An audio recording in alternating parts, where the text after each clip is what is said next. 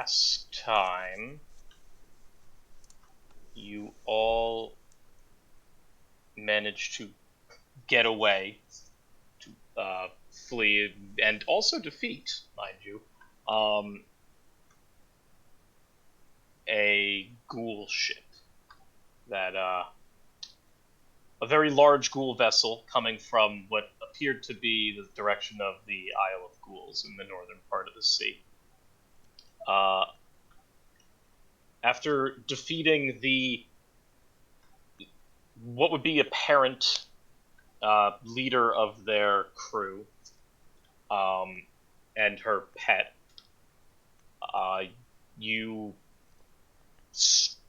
the ship continues to basically sail off away from the Ravenous, seeing as how it still had what would appear to be, or at least from what you could tell anyway, a pretty substantial crew still aboard, and the captain did not wish to remain there any longer, at risk of his crew's safety.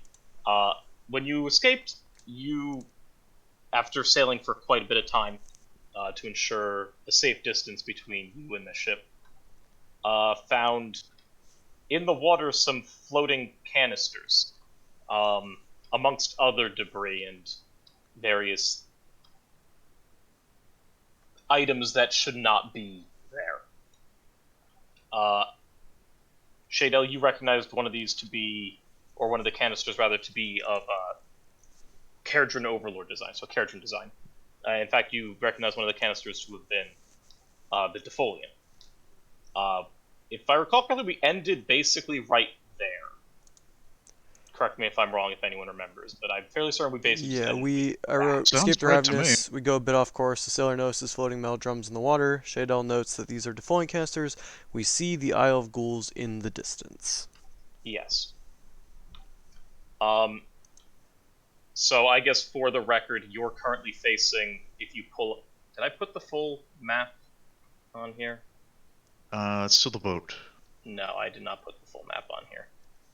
You're currently facing west, and the Isle of Ghouls would be to the north. So the ship is facing west.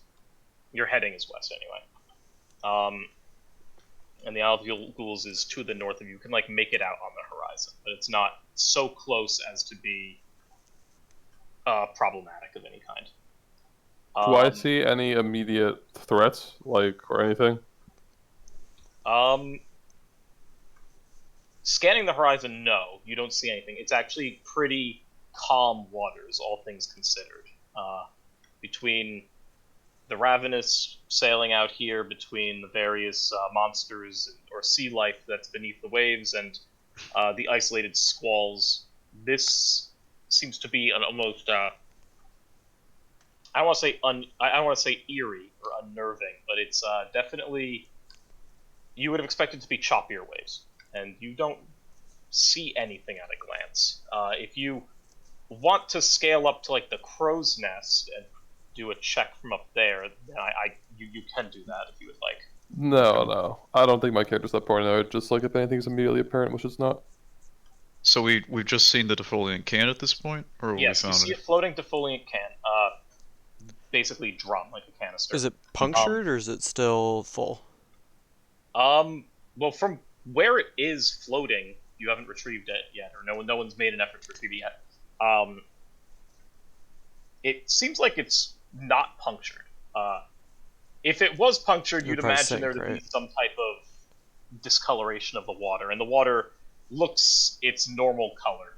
I'll signal a skilled crew member to hook it in, or reel it in, you know? Oh, they start congregating around the railings as you're going to motion for this. And before you even begin to motion out to a crew member, they start congregating around you, and looking out. And one of them shouts back, is like, "Oh yeah, that's it right there. It's got to be around here somewhere." And Sulamek kind of pushes his way through the crowd, and he looks out and he's like, "Yep, that's where we got to be, I guess." He signals up to the captain, and then the captain looks around and he says, "All right, take in sails. Let's drop anchor so we can bring this stuff aboard." And as the captain says that, the crew members start to disperse, and you notice that some of them are bringing up the sails and bringing around a I guess it could best be described as like a boom with like a pulley on it, like a pulley system on it. And they start kind of angling that off the ship. And the captain comes down and starts to talk to all and starts to address all you. Basically, he's like, all right, so here's the deal. We got you here, but it's pretty, it's not unsafe down there. It's is what it is. But I don't feel terribly comfortable sending my crew down there. Especially when we have such, and he kind of like claps your back, Loris. He says, such capable individuals such as yourselves to head on down there and recover everything for us. So, here's what we're gonna get. Here's what we're gonna do here. And he motions to a crew member and he says, go in my cabin and get the diving gear. And the crew member goes off and he looks back at you and says, we're going to I'm gonna give you the necessary gear in order to get down there and bring those canisters back up. And he looks over at you, Shayla, and says, now you, I assume, will know when the job is done down there. But he looks out in the horizon and says, I kind of want to be out of here before midnight, if that... I don't want to really be out here in the dead of night, if that makes sense to all of you, especially with what we just had. I worry that the night might work those ghouls into a frenzy, and they might redouble their efforts to find us, if you catch my drift. So, I kind of don't want this to take too long. So, get whatever you can, I guess.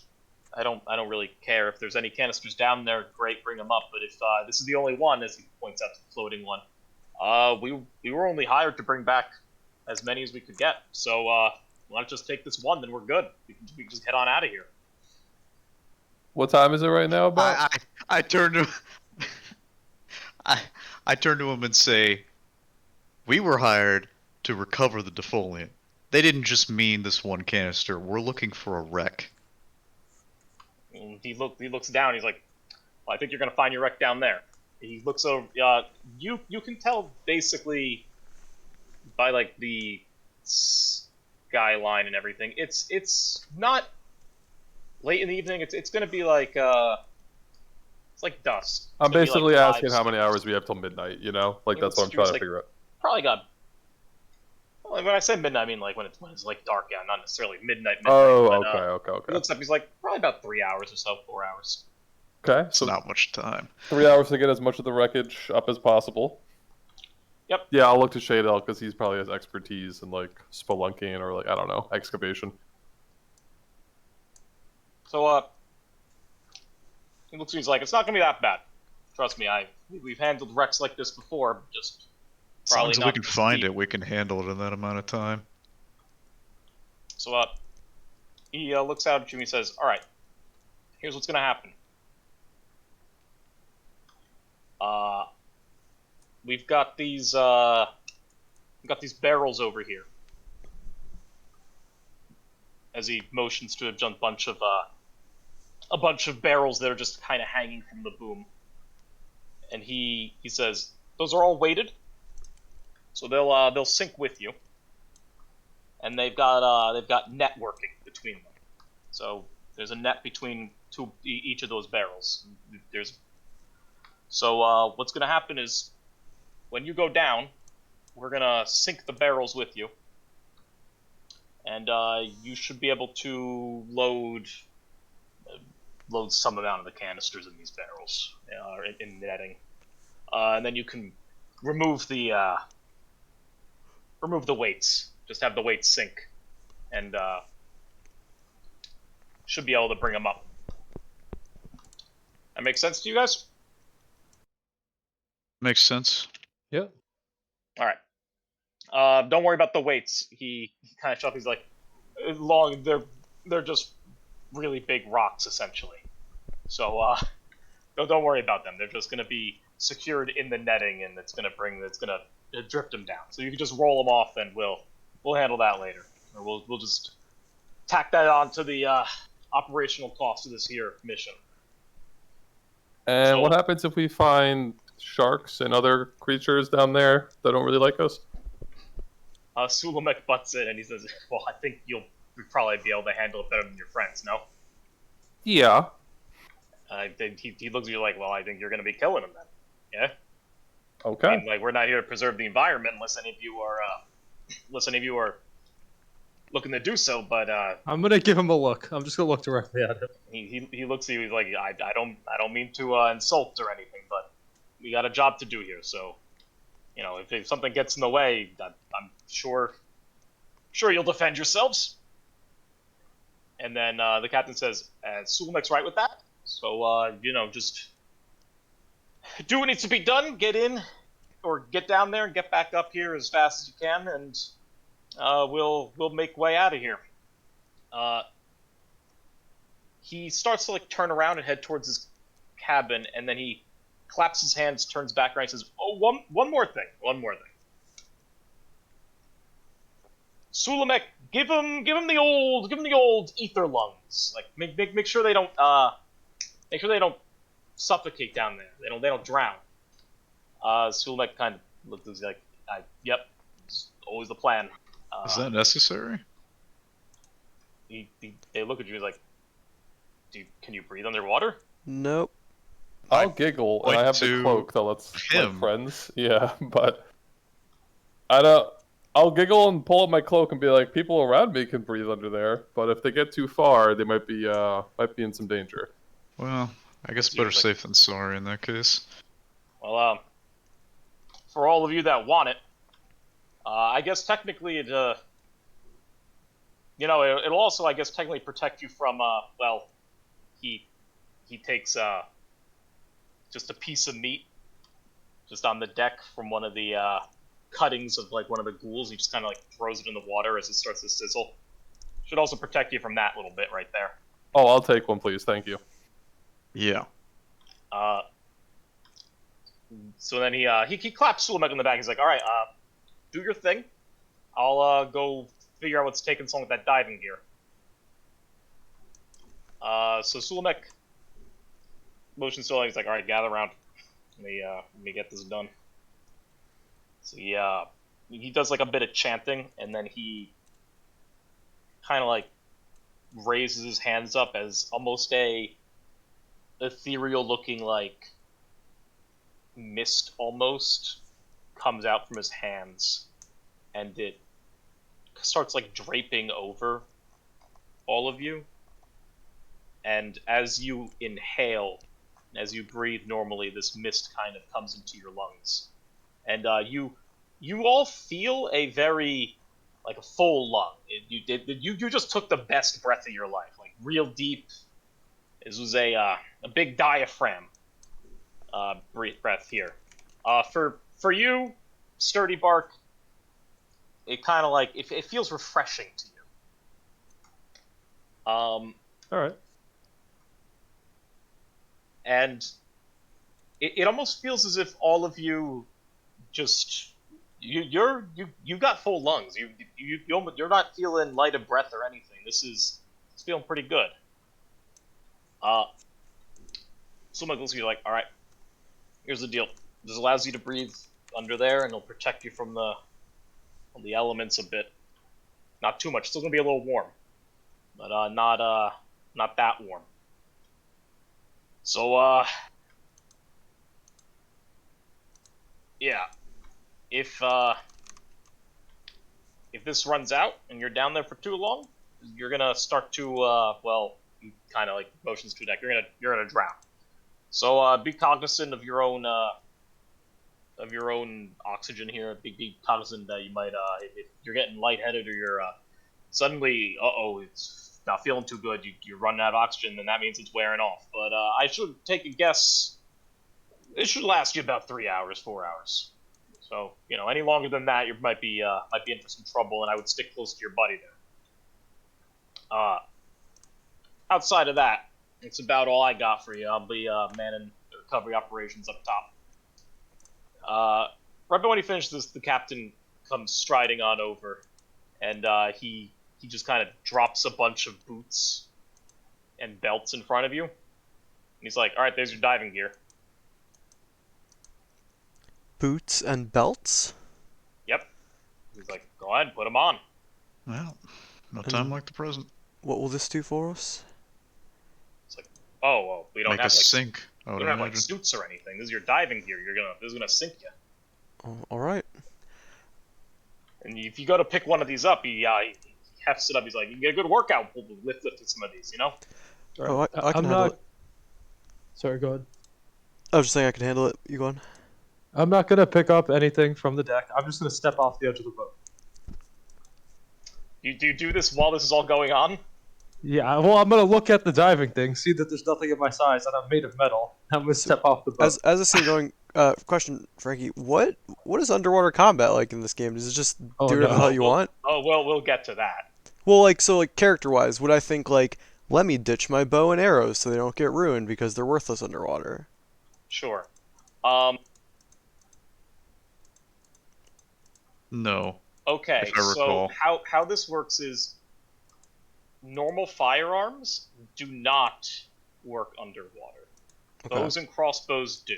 Hell yeah. So a gun, anything that would require like an explosive force to propel some type of projectile, would not work. So unless your gun, Shadel,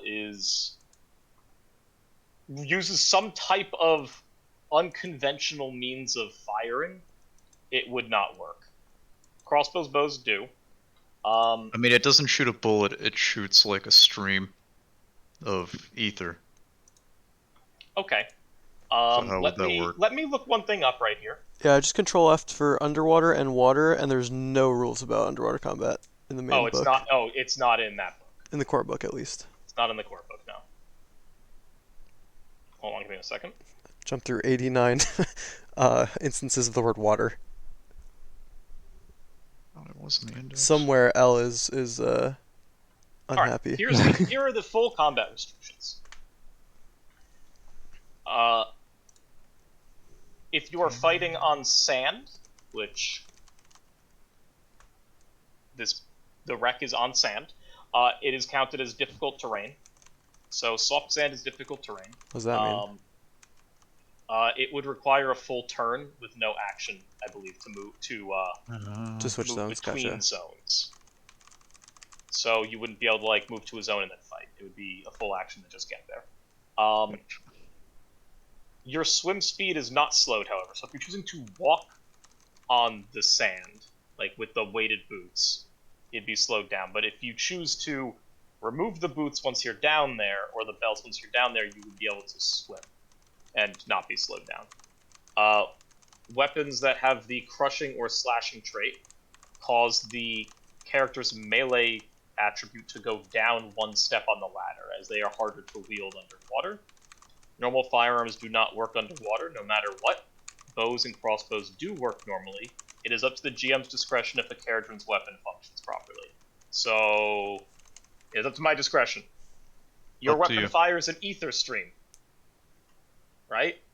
Yeah. Well, that, and then there's the one that shoots gas. No to the gas, yes to the stream. Okay. I don't think the gas would make much sense, but a concentrated ether beam almost, I imagine that would make some sense here. Yeah. So that's generally how underwater combat works. Outside of that, it's just a generic same thing. It just combat works as normal. Then I'll just throw all my stuff in my backpack besides my weapons and toss it on the deck and then get ready to follow the tree. Yeah, so as he's talking about the boots, sturdy bark, you just jump, you just walk off and just Yep. fall in. He looks at you. He looks at the rest of you. He's like, the tree is how they say he's making like himself. Am I right?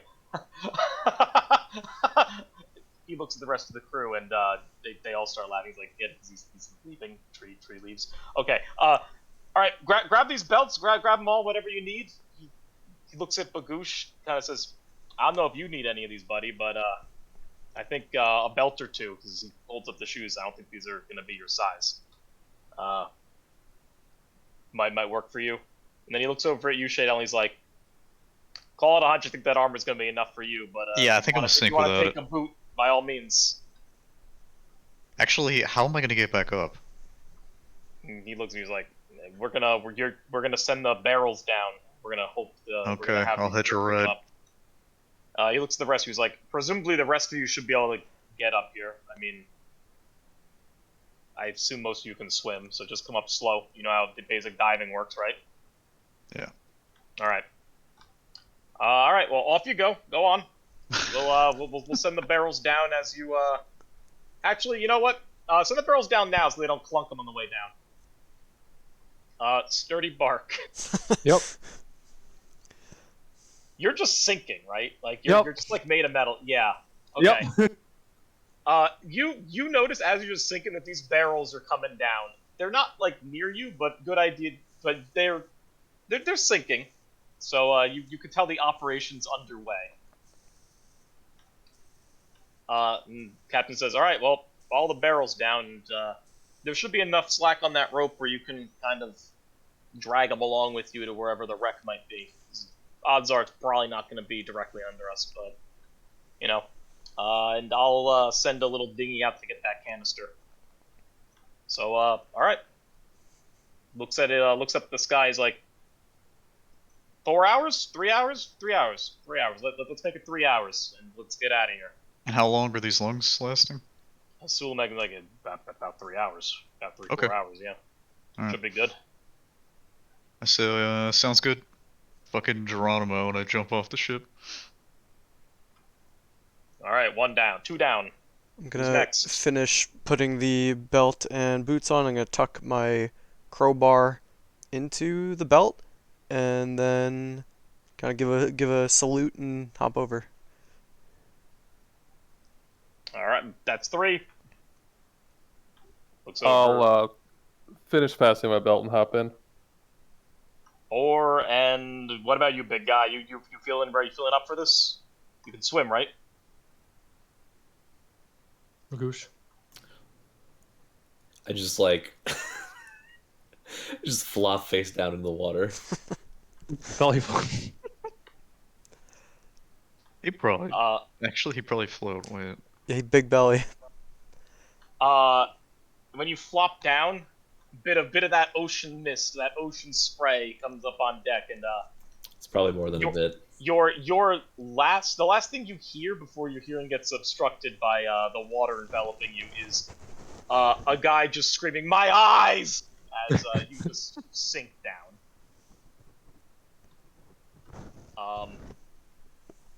Okay, so doesn't take you all terribly long, especially you, Sturdy Bark, to get to the bottom. Okay. And when you get to the bottom, it is a soft sand. You know, there's not many rocks or anything beneath you here, and the ocean floor is it's pretty nice. You see a bunch of sea flora, and you see various fish about. And you see a couple like rocky outcroppings with what looks like corals and such that are adapted to this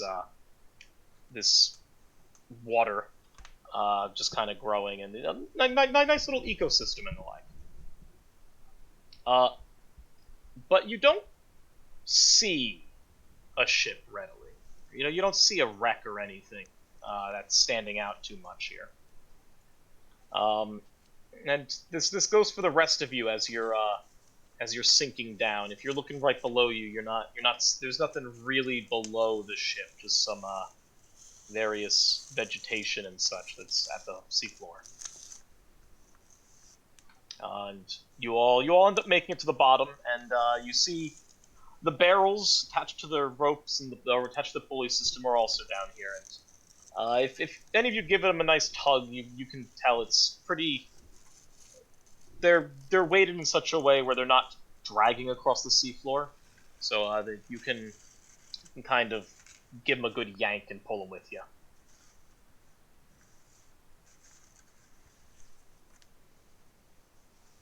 Okay. I'm on the seafloor, right? Yep, and you'll all be on the seafloor in basically the same, like near relatively similar time frame. You just happen to be there first because you more direct with it. Right. I'll start collecting barrels, I guess. Oh, We- you don't see any. Okay. I don't see There's any. We gotta you don't find the see- you don't see shipwreck the wreck or first. anything. Yeah. Oh, I thought you said I saw one like floating as I went down. No, Those are it the barrels was, that were thrown down from the it ship. was the Oh, recovery okay. barrels. Sorry. My mistake. Okay. So can we bring the float? Yeah, I guess it's like a flotilla or something. You can drag the recovery barrels with you, essentially. Do we see anything that resembles? You have the ability to see unobstructed, correct, Shadel? With Yeah. your lenses? Me With too. ether lenses. Yep. You both do? Yeah. He has the goggles. Yeah. Okay. You can give me.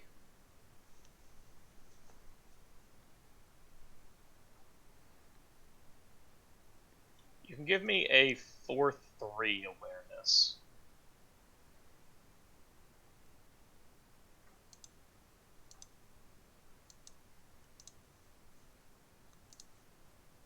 Nope. Yep. That's Nice. a bingo. So, Joe, as you're looking around, you don't really notice anything. But Shadel, as you're looking around, you're seeing nothing really in the general area you're in. But one of these rocky outcroppings that's kind of just on the seafloor here, you catch like a glint of something on one of the outcroppings, and it's almost like light shining off it, or just like a bit of the setting sun reflecting off of it. And you see a metal. I guess it would best be described as like plating. Just kind of ripped and torn into this cropping. So you do take notice of this out of you take notice of this metal like sheet or this metal shielding here. And it's just like a strip laying Seems on like the a seafloor. strip of like armor plating, yeah. That's Okay. like wedged in this rock, or that's like was almost torn by this rock. Is there any trail of other like bits of metal, maybe in a direction away from the plating, so I can figure out? Well, as you approach it, you start seeing more signs of something that happened here. For example, the rock that it's on is it almost looks like something collided with it. You have bits of this rock that look like there's gashes in it. And you're no biologist, but this seems like it's not really something that teeth would make or anything like that, and how it's marked up. And this metal plating is definitely that of Duraden design, at the very least, or it's definitely made up of common Duraden metals. And if you look over this cropping, get a better vantage point from up here, you're able to make out almost like a almost depression in the sand that's leading away from where you are, or leading in a distinct direction. So, Well, I think it's time to go in that direction. I'm following the dwarf. Can Are we even able to talk down here? Yeah, I was. I'm like, I We guess can I'm doing talk. hand signals. Can we talk through the soul pact, or is that not a thing?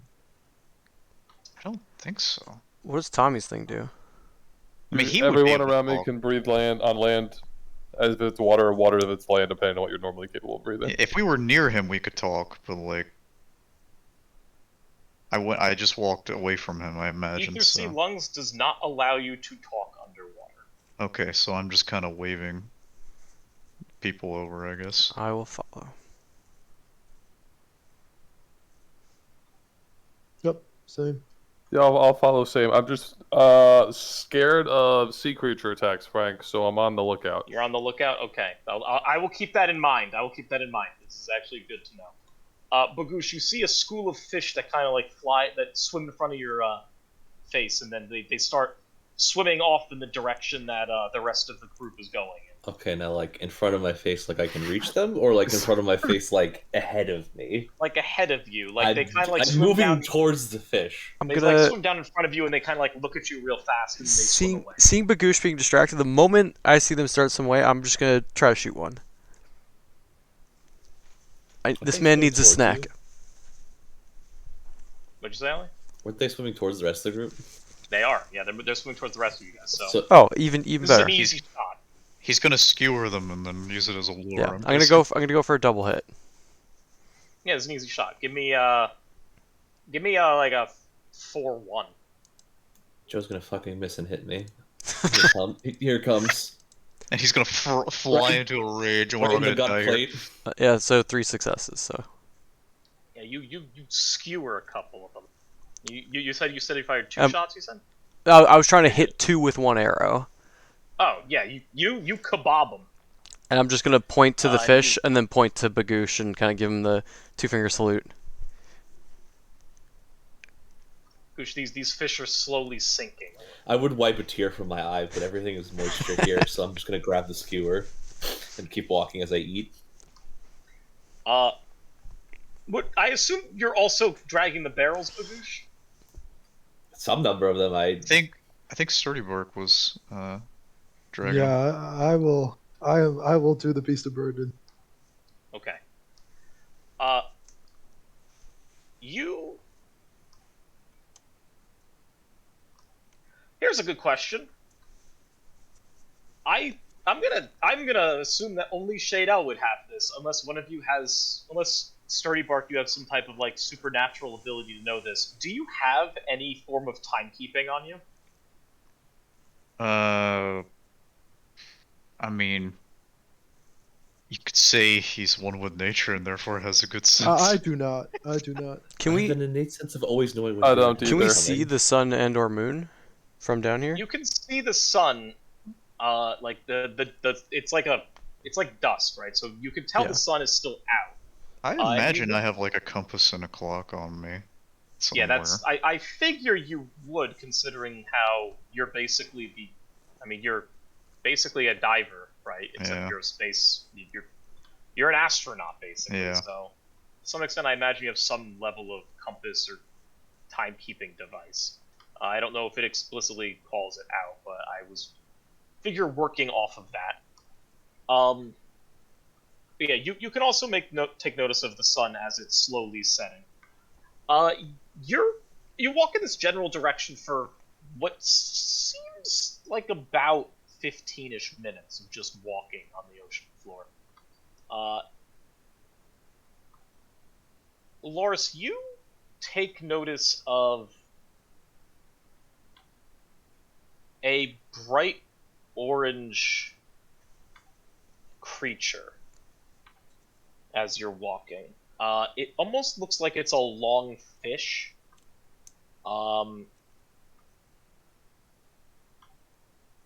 Would I note it as dangerous or aggressive or territorial or something? You Or just... actually would know what this is, now that I think about it, because these are found across the realms. So you recognize this bright orange fish as a scryfish. It's inherently magical in nature. Its scales have a bit of the magical winds on them. And it's scryfish. Yep, exactly That was like one of the pet options for the Neth, wasn't it? I believe so. Yes. They come in varying shapes and sizes based on what realm you're on. The ones from Akshi tend to be more vibrant looking, more orange, more reddish.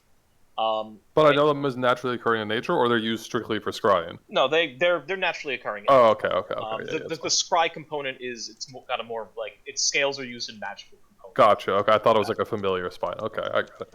And you know these things to be aggressive, incredibly aggressive actually in their hunting grounds. So this is. Has it stopped? Has it seen us?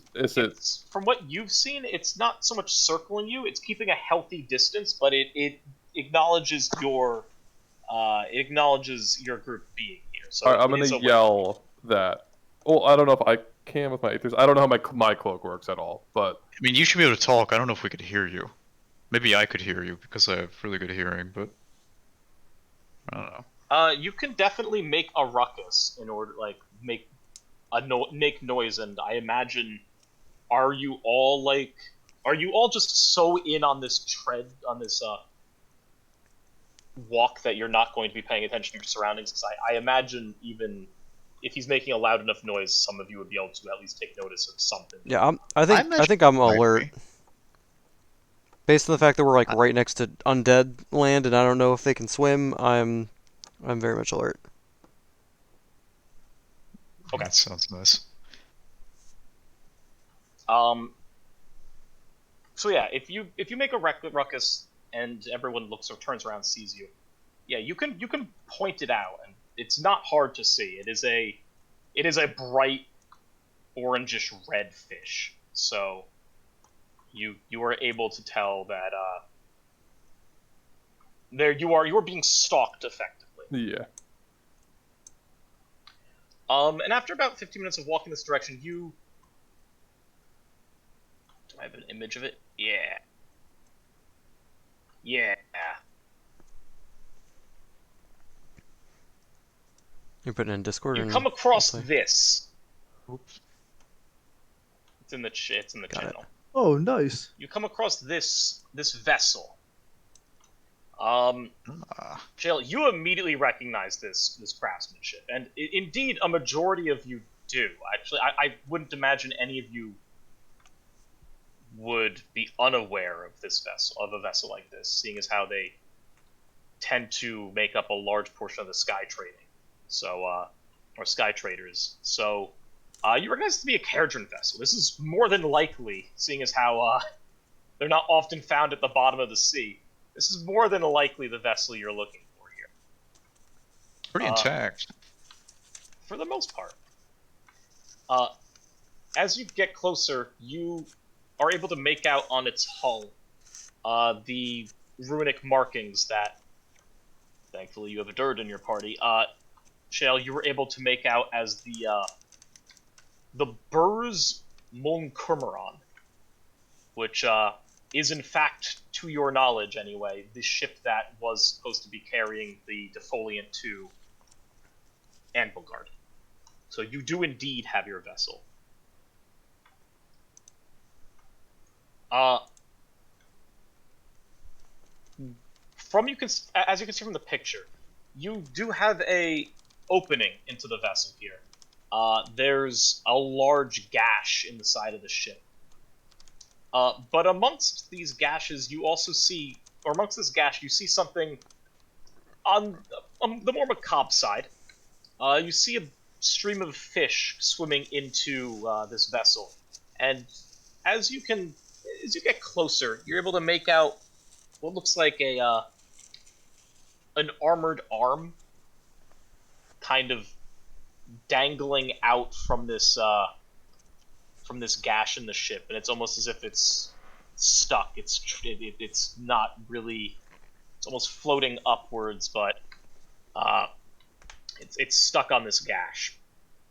And as you continue approaching the ship, you notice that the crew, or what's left of them anyway, is there's bits and bobs of them just kind of strewn about the ocean floor here.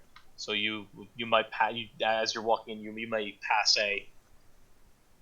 an armored Duradin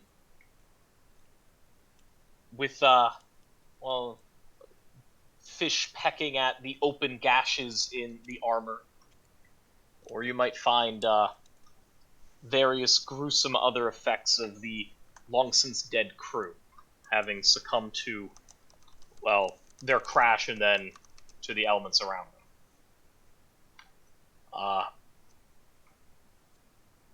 So yeah, that is what you see as you're approaching.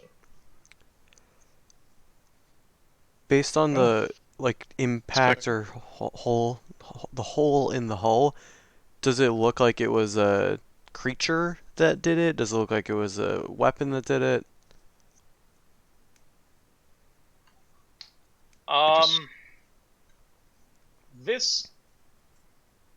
This does not look like it was any creature you're aware of anyway. Cool. If you had to go off a base instinct here,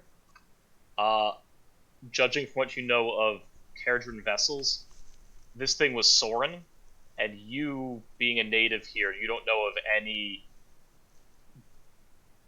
airborne predator like that would attack a vessel like this and be able to bring it down so easily. The only thing that could bring it down would be, well, I mean, you know dragons exist. You know dragons do exist on Akshu, so you know that could have brought this down, but they're nowhere near here. They live out in the mountains. So this is. Are dragons aquatic as well? No. Okay. No dragons on Akshu are aquatic anyway. So the fact that this was brought down over the ocean, away from all known, from what you would know as dragon hunting grounds, means give you the idea that this is more of a weapon that might have caused this.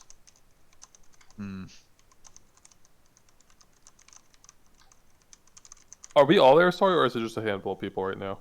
No, I mean you're all here.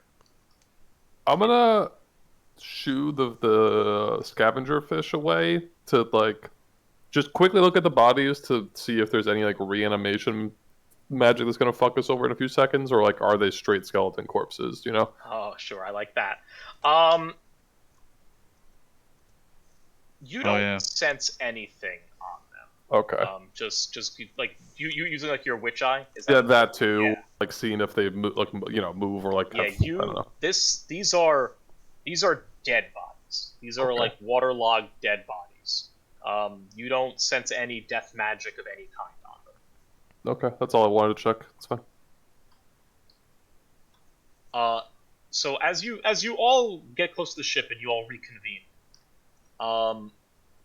you're able to take notice that this ship is essentially broken up into two major components here. You have the actual ship, the hold of the ship, in front of you. And then, Shadel, you notice that something is missing from this. In fact, you can almost see it in the murky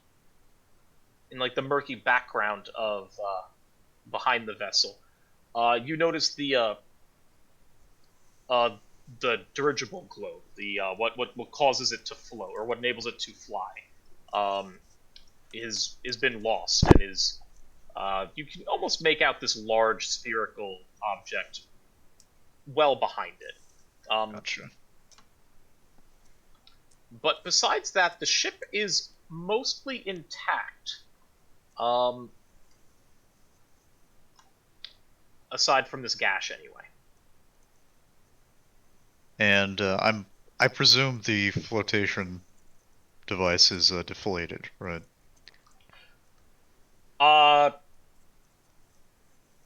So technically not how it works, because it's not really like a cloth type of flotation device. It's like metal, but it's not so much deflated as it's not functioning. Okay. If it was functioning and the aether in it was intact, or the aether components were intact, it would be floating above the water. Okay. So it's clear that this is not. It's not being like pinned down by rocks or anything like that. No. It's just okay. It would also be letting off an eerie glow, which you can very easily tell it's not. Right, I would smell it. So Okay. what do y'all want to do? No point going for that. Let's go to the hold. Yeah, I'm Well, gonna. While they all scavenge around inside, I'm just gonna be on the lookout on the outside Yeah, for I'm senior gonna fish. I'm gonna join you and find like a good spot to hide on top of the ship. Like it looks like there's a whole bunch of masts and things like that. So I'll just sort of note like point to him, wave, point to me, and then like point to somewhere in there and just Okay. kind of vanish and get my bow ready. I wave the big bodies to come along. Probably gonna need them. Nope. We'll go. Mm-hmm. Okay. So those of you going into the ship, upon inspection, it seems like the most efficient way in is through this massive gash in the side. To which none of you really have issue being able to fit through it. It is quite literally that large. So Sturdy Bark, Bagoosh, this is, you don't have to like squeeze or anything. In fact, for Sturdy Bark, this is more of a you kind of step up and in Okay. situation. And upon getting in, you are immediately greeted with a couple of canisters that are floating against the ceiling of this vessel. So this immediately tells you, A, that if there's any doubt before that you were in the right place, that is gone now. You are in the right place. And B, it tells you that at the very least some of the canisters are still here, as told by the one that's floating on the surface.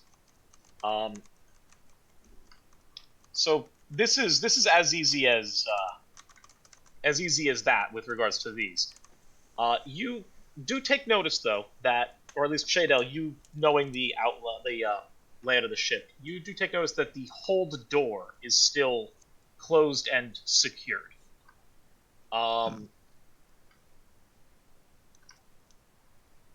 And it doesn't seem like it's been tampered with from what you can tell anyway. There's like no scratching or any like gashes on it. It is secured and closed. And you would know that a majority, if not all, of the goods in transit would be located in the hold. So at the very least, most of the canisters would be located there anyway. Okay. Well, you said there were two canisters just floating around right in front of the store? Yeah, floating up against the ceiling. Well, I guess the first thing we do is check and see if it's defoliant canisters and load them onto the rickshaw or whatever. Yep. So this is the weird part because they very clearly didn't actually think this through. Oh wait, no, they did. Okay, this is good. We put it like under the net, right? So no, this is the important thing, I guess. So upon looking at these canisters, you notice various markings on them. And in Duradin, in the basic runes, you're able to tell that these canisters that are floating are labeled Compound A. And just off of your base knowledge of how the defoliant works, it requires three compounds in order to properly create the defoliant, and all of them are transported together. Gotcha. And then when it's applied, it's a mix of all those compounds. So you recognize that these barrels are the A compound, which would imply that, seeing as how you know that they are all transported together, that B and C would be also somewhere on this ship. Okay. But from what it looks like, Compound A floats. Oh, good Or at the very point. least, the barrels of Compound A float. So this is a simple matter of just kind of pushing it and just letting them rise. Yeah, getting it out of the hold. And I'm assuming that the Blackwater is going to be able to pull it up if we just send it out and it floats to the surface. Yeah, I mean, they're handling the canister that's already up there, so presumably they would notice the canisters. Actually, it might make it even easier. They'll notice the canisters floating to the surface and be able to bring the ship closer. Okay. So, Well, I'm not gonna do it, so I'm gonna Yeah. point at the canisters. And I'm just these are the ones that float, so I'm just trying to move them so they can float to the surface. Yep. Or these are floating, so you can basically just move them through the gash, and then they would end up floating to the surface. I will do so. Bagush, while you're down here, you just kind of given a good look around. You notice that through while Shadel is giving instructions to Sturdy Bark, you notice through the porthole to the hold, like to the general cargo hold, you see what looks like almost an arm that's just kind of floating in the window, or that's just kind of like waving back and forth in the porthole. Can I fit my arm through the porthole? No, this is like secure glass. Can I break the glass? See if you can break the glass. Yeah, Secure, he says. Oh, you can break the glass. Give me a 6'2" body.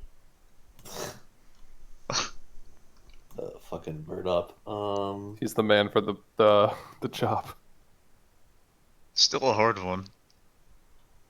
Body what kind? Just body generally? Might. Oh. Yeah. It's a body might. So you're not really adapted, and one might say you're quite hungry right now. You're not really adapted to the underwater environment here. So what would normally be a pretty simple punch where you bring your arm back and you just kind of slam your meaty fist into it, and it gives a little bit, but your knuckles kind of like give first, and it hurts a little. Do we I hear this? I haven't eaten in minutes. It would let out. Yeah, this is with enough force so that the ship itself kind of like groans a little bit, having been underwater and such. It lets out almost like a metal groan, like metal working against metal here. I would rush over and see what just happened. Does it look like you could rip this window off of the ship with like a crowbar?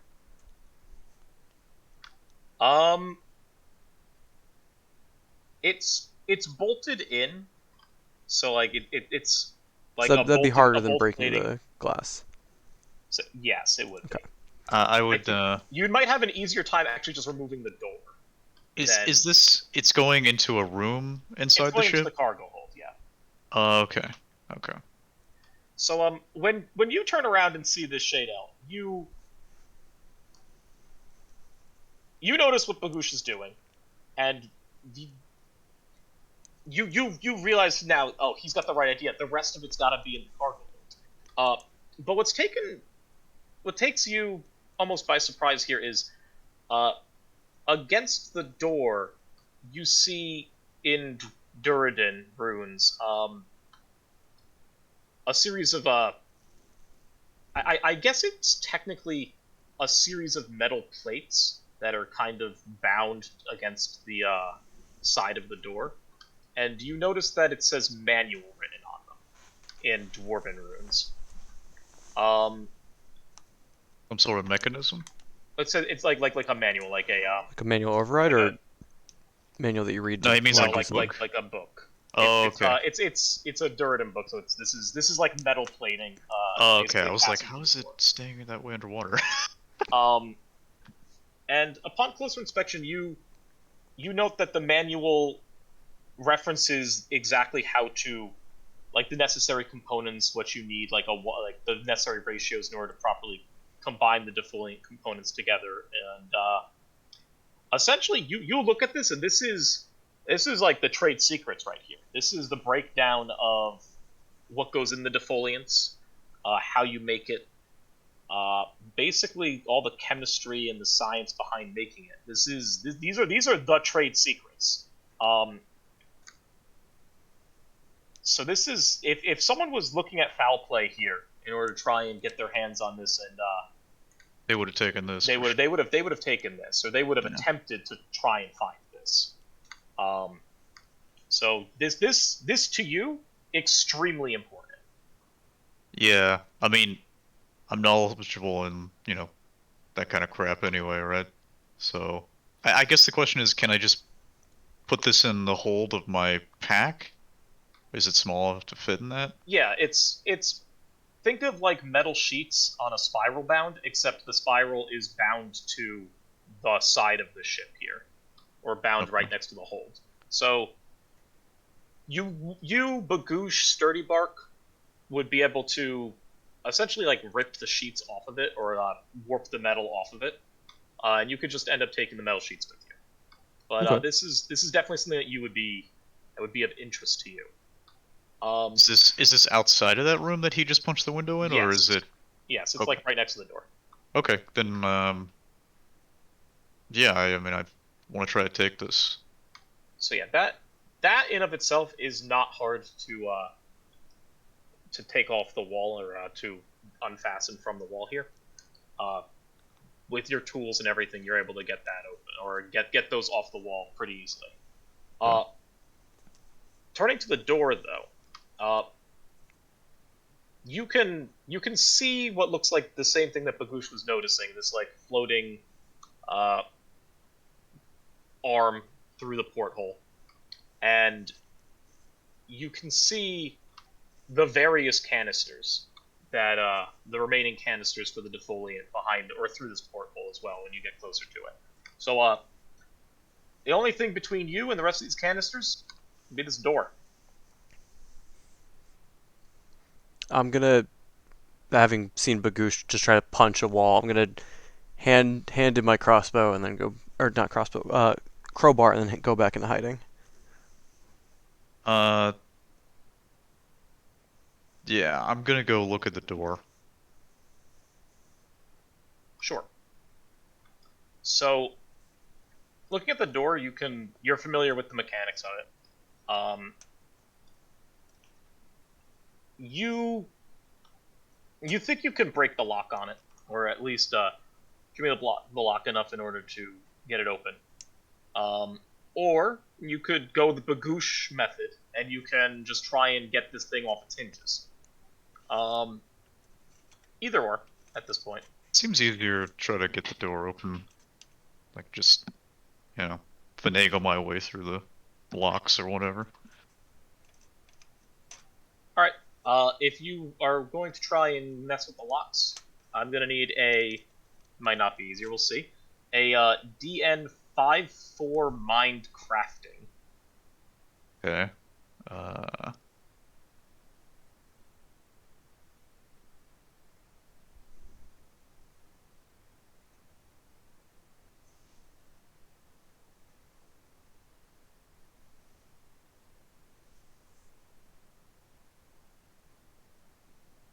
Only 3. Bummer.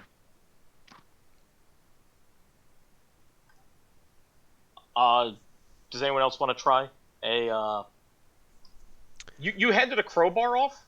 I did. I'm also like, I guess, no, mechanically I'm not, but my character knows how to use lockpicks. I have them. I left them up at the top because I thought they would be bad in salt water.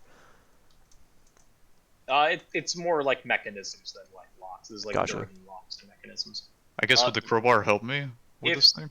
The crowbar would help more with getting it off the hinges. So, whereas before it was a 6/2 body might, with the crowbar, I'll give whoever's using it a 5/2 and body might in order to open it. Raw, you do just get a plus 1d6 with the crowbar, which is nice. Oh, you do? Mm-hmm.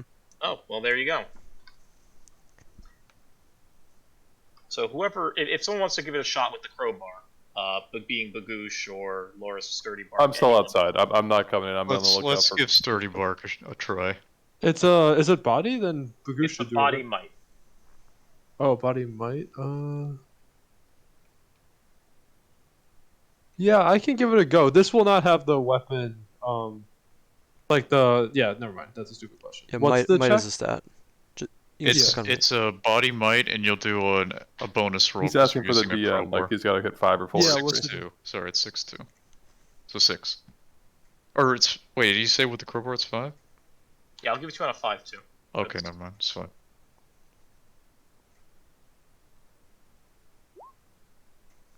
Okay, I Boom. got 2 successes. Okay. Yeah, you're able to get this open then, using the crowbar, your brute strength, and just as it is. So yeah, you manage to get this door open. It makes quite a loud sound. Just kind of flinging off the hinges and then falling. Right. Twisted metal and all that. And you see right on the other side of the door, a drowned Durin, a drowned member of this crew. Shale, you can make this out to be the aether chemist, the ship's aether chemist who was who was in the hold at the time. And behind him, you make out 6 barrels. Labeled on each of the barrels is a very clear component B or C. And 3 of each. And it looks like you found your defoliant. These ones, however, are strapped down for obvious transport. So there you go. There you got them. This is the other component to the defoliant? Yep, these are the other 2 components necessary to make it. Okay. Okay, well, I guess I first check the dead body to make sure there's nothing magical going on, since we did that earlier. Nope, nothing you could see. Okay, well, let's try to get these barrels off the wall. I will go try to remove them. These ones don't float, so they'll actually be part of the flotilla, I think. Yep. Do I have any trouble extracting them, Frank? No, these are easy for you or Bagoosh to lift. Okay. Okay. So you're able to bring this out of the hold with relative ease, and you can bring them, I assume you bring them over to the, as described, flotation device with the barrels and such. Yep. And you do as the captain said. You put them in the netting between the barrels, and then you tug on the ropes.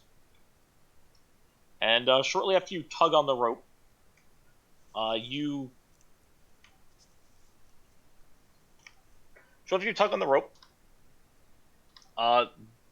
start to see the rope go taut and start pulling on the barrels.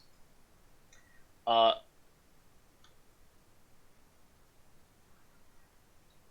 gonna say Joe. You would remember this because you were probably paying very close attention to this. You also remember that they said to remove like the weights on the barrels. Mm-hmm.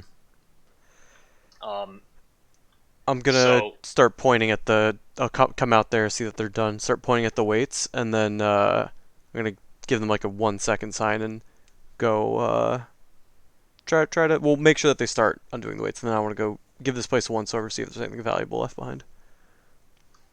Okay, sure. So yeah, when you remove the weights, the barrels just start to slowly float as or like a controlled float as they give it a hand pulling it up.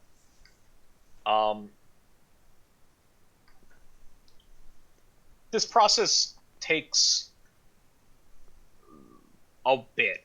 They have to pull it. They have to float all the way up, and they have to lower them back down again, so on and so forth. And each time, for each set of barrels, let's say it takes.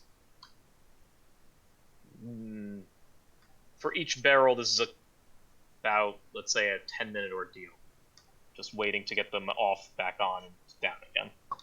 So this is about a 60-minute ordeal. Yeah, just get these barrels. I would definitely spend that time just digging through this place. Sure. So hold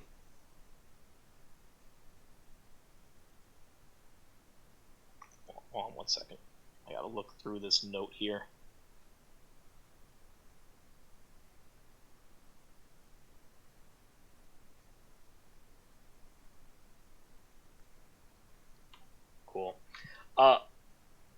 Yeah, if you're looking through here, I'm going to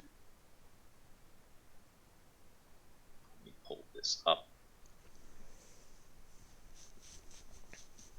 Yeah, checking all the corpses, checking for traps, checking for secret compartments, checking just literally in like tables and stuff. At its base level, you don't really see anything of note. There's a lot of like obvious Caradron effects here, stuff that you would find interesting and noteworthy, be it like medals and the like, bestowed by the Admiralty and all that. But you don't see anything particularly valuable at a glance. If you would like to give me, I guess you can give me a. It would be awareness, I guess, because you're looking. Sure. You can give me an awareness, and since it's going on over the course of like an hour, we can say like a 3-2.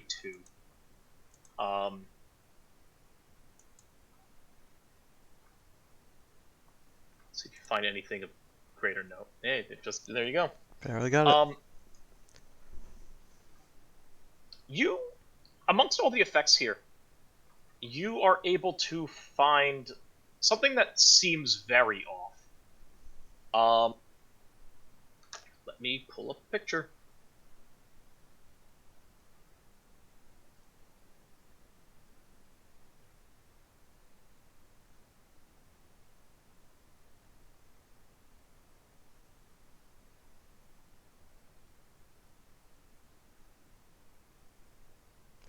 And at some point I would have reclaimed my crowbar.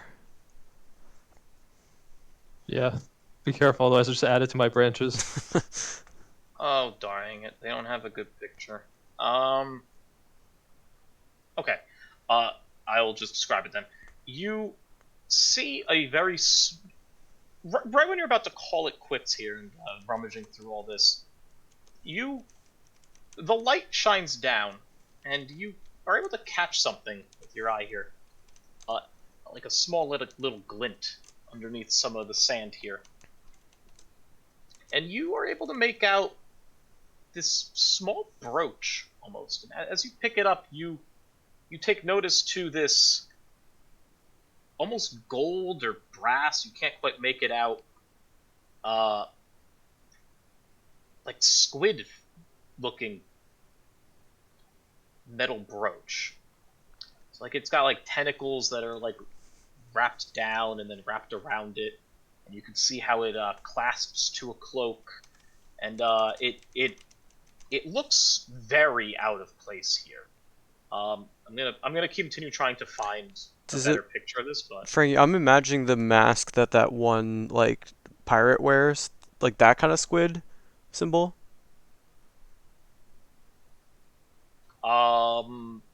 That is essentially what it looks like. Yes, Okay. I think that is essentially what it looks like. That is the closest representation to it, anyway, that I can describe. So I'm gonna pick it up, kind of take a look at it, see if it's clear what it like came off of, and then probably show it to at least Shadell. I would also probably like pull Shadell over and point to some like the metals, and then kind of like point out, and then give like the like almost like crying motion where you like put your hand under your eye, or finger under your eye, and just kind of like run it down, just trying to like indicate like maybe someone's gonna want these to know who died here type thing, just specifically on like the war medals and stuff. I look at him like he's crazy.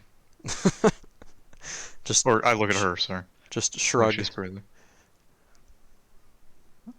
Yeah, I'm just sitting there going. It's like, what? just like point to the medals, point out of there. No one's gonna care. Yeah, if you just shake your head, then I'll shrug. and smile. Yeah, I just. Oh, okay, my dog cares. No, I shrug my shoulders and go back to. I guess I'm messing with the barrels.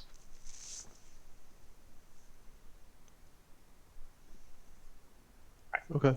So I'm still chain ganging. Frank, am I almost done?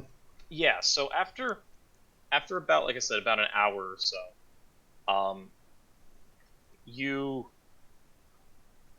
you're about finished.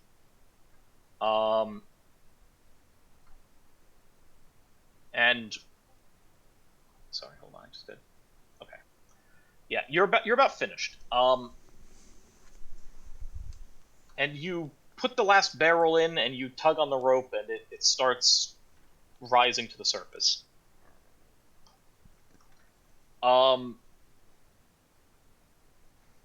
Loris. Sir.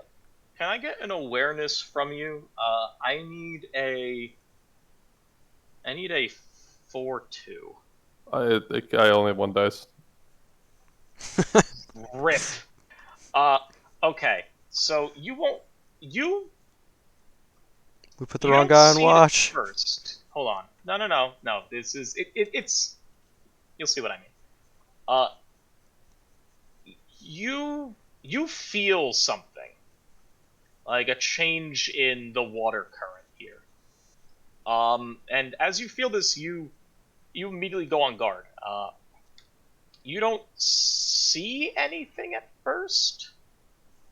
My But- spidey senses are tingling. I get it. Yeah, but something's off. Be a body check instead of a mind check then. So with that, I'll kind of like grab my spear glaive thing and take the butt of it and like slam it into the ship pretty loudly, hoping to make some sort of noise to like alert people. Are they even still in there? Sorry, I don't know if they left. But Yeah. I'm just gonna like slam the butt of my spear or whatever into the ship to hopefully make a noise. But keep doing what you're doing. Keep talking. So you get this eerie feeling, and right when you get this eerie feeling, you slam your spear in, the end of your scythe into the ship. Yeah, this makes a loud, like a pretty reverberating sound for all of you who are in the ship anyway. So you know, if there was ever a signal to be on watch, this would probably be it. Shortly after this, you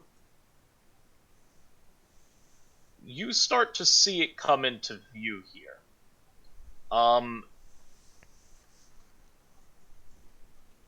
It starts as a like very dark shadow that starts kind of circling around this vessel. And you almost can make out its rough shape. It's kind of like almost like a flattish oval with what looks like giant fins. 3 pairs, I guess, of giant fins. And you immediately, as it gets slightly closer, are able to make out what this is. You recognize this to be a leviathan. Aggressive now? and carnivorous, or are they just? You recognize this to be a leviathan, which is as you know, to be what is essentially a very, very, very large sea turtle. Oh. Sea turtle, okay.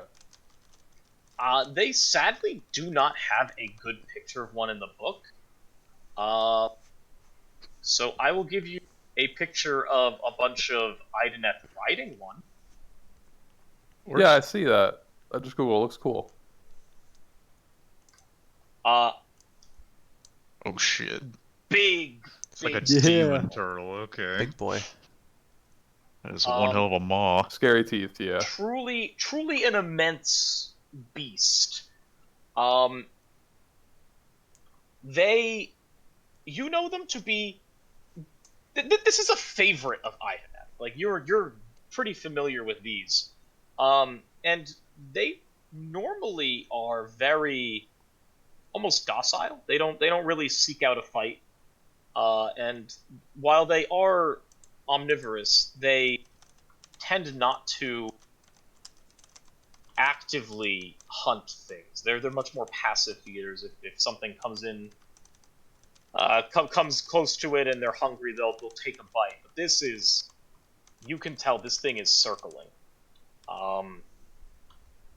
In some sort of desperation attempt, while my team is not quite here yet, I want to make some sort of beast handling check to soothe it of any capacity, either that we're not here to kill it or to whip it out of its frenzy or something. You can make it a fucking DC 7 million if you want, but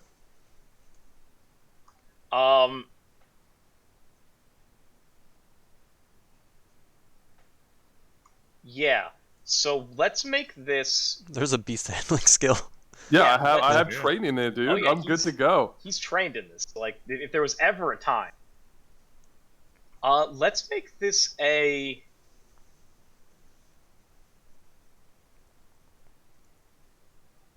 Let's make this a 6-2. 6'2"? Yeah, let's make this a 6-2. This is a wild Leviathan. Holy shit. Oh my god. Okay. Got it. So What do we see? this thing is circling. As it's circling, those of you in the ship, like just getting all the effects and everything ready to go in the ship, you see this shadow cast above you. As you look up, you see this massive figure start circling, and then you see Loris kind of like swim out between where you are and this beast, and you take notice that he starts motioning and gesturing towards it, and I forget what your little fish's name is. Razor. And you even have Razor brought in here, and basically come into lend a hand here. You notice a sort of pageantry almost to try and motion towards this monster. And as this goes on, you see this thing come into view. This gigantic sea turtle with a jutting beak and large scales. As it comes into view, and it's in any other situation, this would be terrifying, but it's almost looks as if it was tamed. It's almost like it's approaching Loris very slowly, and you hold after your motions, you hold out your hand, and it just kind of floats slowly and just kind of pushes your hand.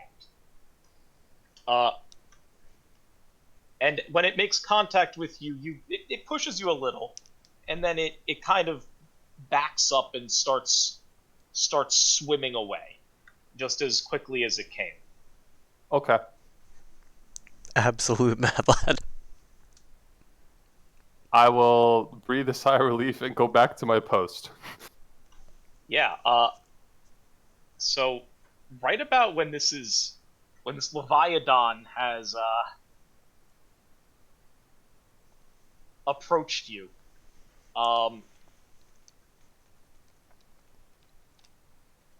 you notice that the sun is fully set.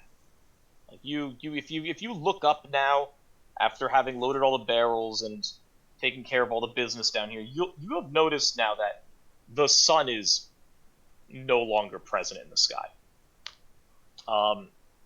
It's only been probably about an hour and a half, hour 45 at this point in time.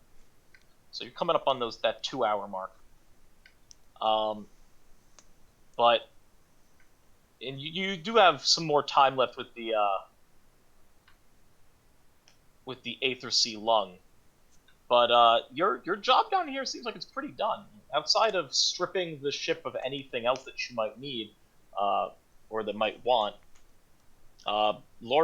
Joe basically combed over it all, and Bagoosh and Sturdy Bark handled the canisters, and everything seems like it's pretty under control down here at this point. There is one problem.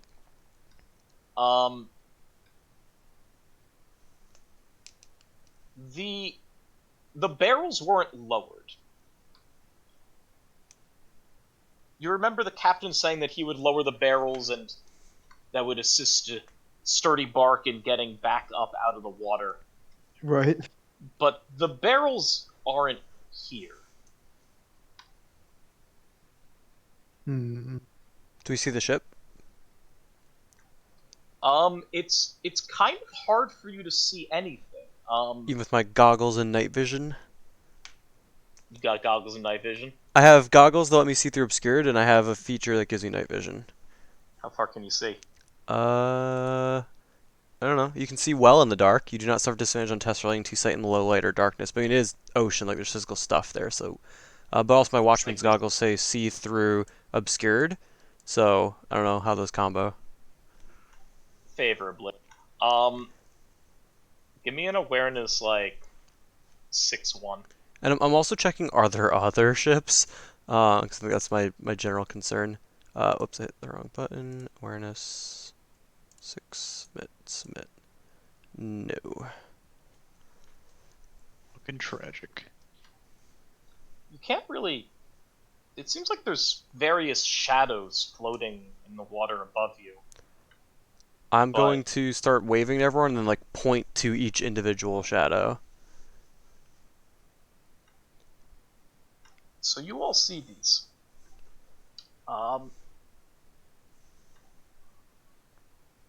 What you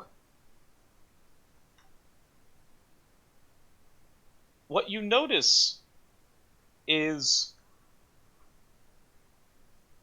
various smallish shadows that are floating on the water.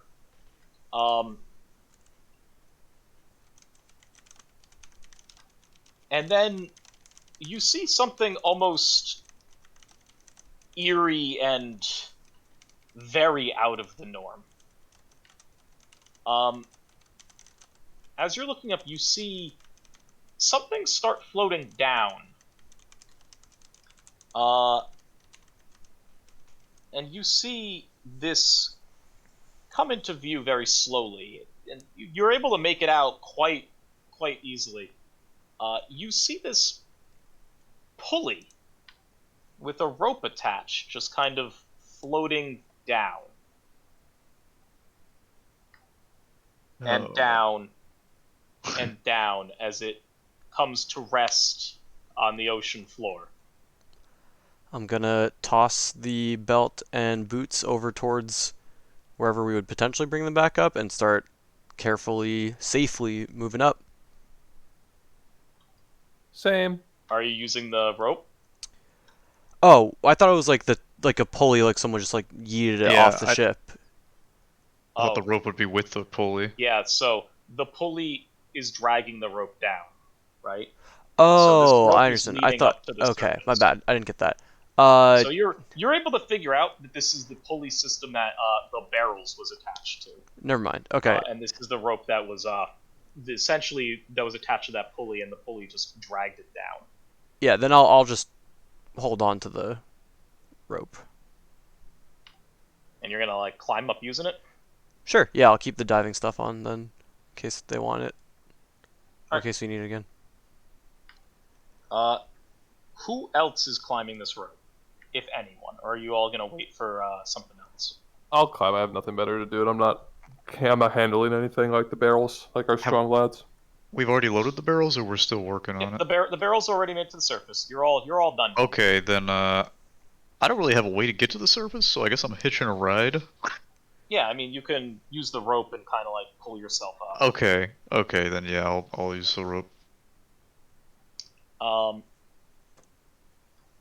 So I assume are Bagoosh and Sturdy Bark staying at the bottom for a little bit? Or are you also going? I will go last.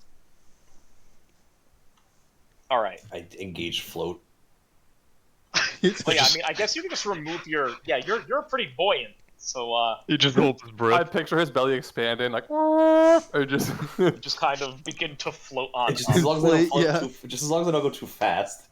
Yeah, you could hold on to the. You could float by the rope and just keep grabbing on the rope when it's like too much pressure. He might try to eat the rope though. So, as you're pulling yourselves up, you notice that as you get closer, you notice that the shadows being cast down, are being cast down by what looks like various, I guess technically it's flotsam, and various barrels and pieces of timber and such. Nothing really terribly surprising if you were like in harbor or something, but this is, as you come up closer and closer to the surface, something starts to bite at the back of your head. You're like, this is not normal. Something's up here. How much are we seeing? And you're seeing like 6 barrels that are just floating here as you're coming up. This rope that you're. Are these the clinging to. Defolia barrels, or? You can't make that out yet. Okay. Are there any bodies? You don't make out any bodies. Okay. And you see like what seems like some lumber, like large planks of lumber and such.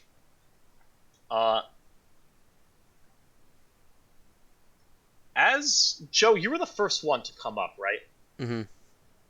Yeah. As you crest the water level, and as you're able to get the water out of your eyes and all that, or no, you have goggles on, so you're fine. You're looking out.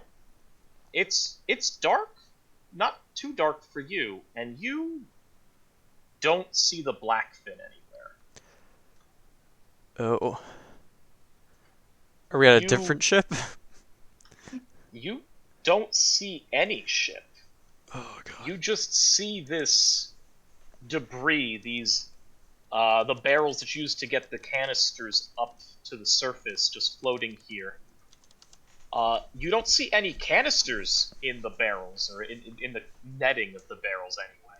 So that's all been taken, or that's all been accounted for. But you don't see the ship or anything. Can I like try to position myself on one of the barrels and then just like do a 360 sweep to see if I see Yeah, I mean that's ship? not terribly difficult. Wait, sorry, Bryce, just to make... Go ahead, you go. Go, for sure, go. Just to make sure I understand, the stuff that we were trying to send up is all gone, but the ship is gone? Yep, everything you tried to get down here is gone, and the Do I ship see is... magic shit everywhere or no? Like, is there like magic explosions, or is the rope on magical, or like did something crazy and magical happen? You don't, with your witch eye, with your witch sense, you don't see anything that's casting any type of magical aura or anything like that. There's no remnants here. Okay. Do I smell anything? You smell this crisp sea air. Do I happen to see my backpack anywhere? Oh, it fell off! Oh! I threw away so much stuff. Oh wow, the backpack. Fucking tragic. What was in your backpack? Grappling hook, So lock much. picks, dice, glass sphere, hip flask, rope, manacles, shield, and a cloak. You left the cloak in? I'm gonna kill you. No, not the shadow shroud. My backup, the cloak I okay, had alright, before. alright. Yeah. I guess I'm wearing my clothes. Alex, you're poor and homeless now with nothing. Congratulations. Okay. He has the crowbar though. Yep. Okay, Alex, we're gonna do this.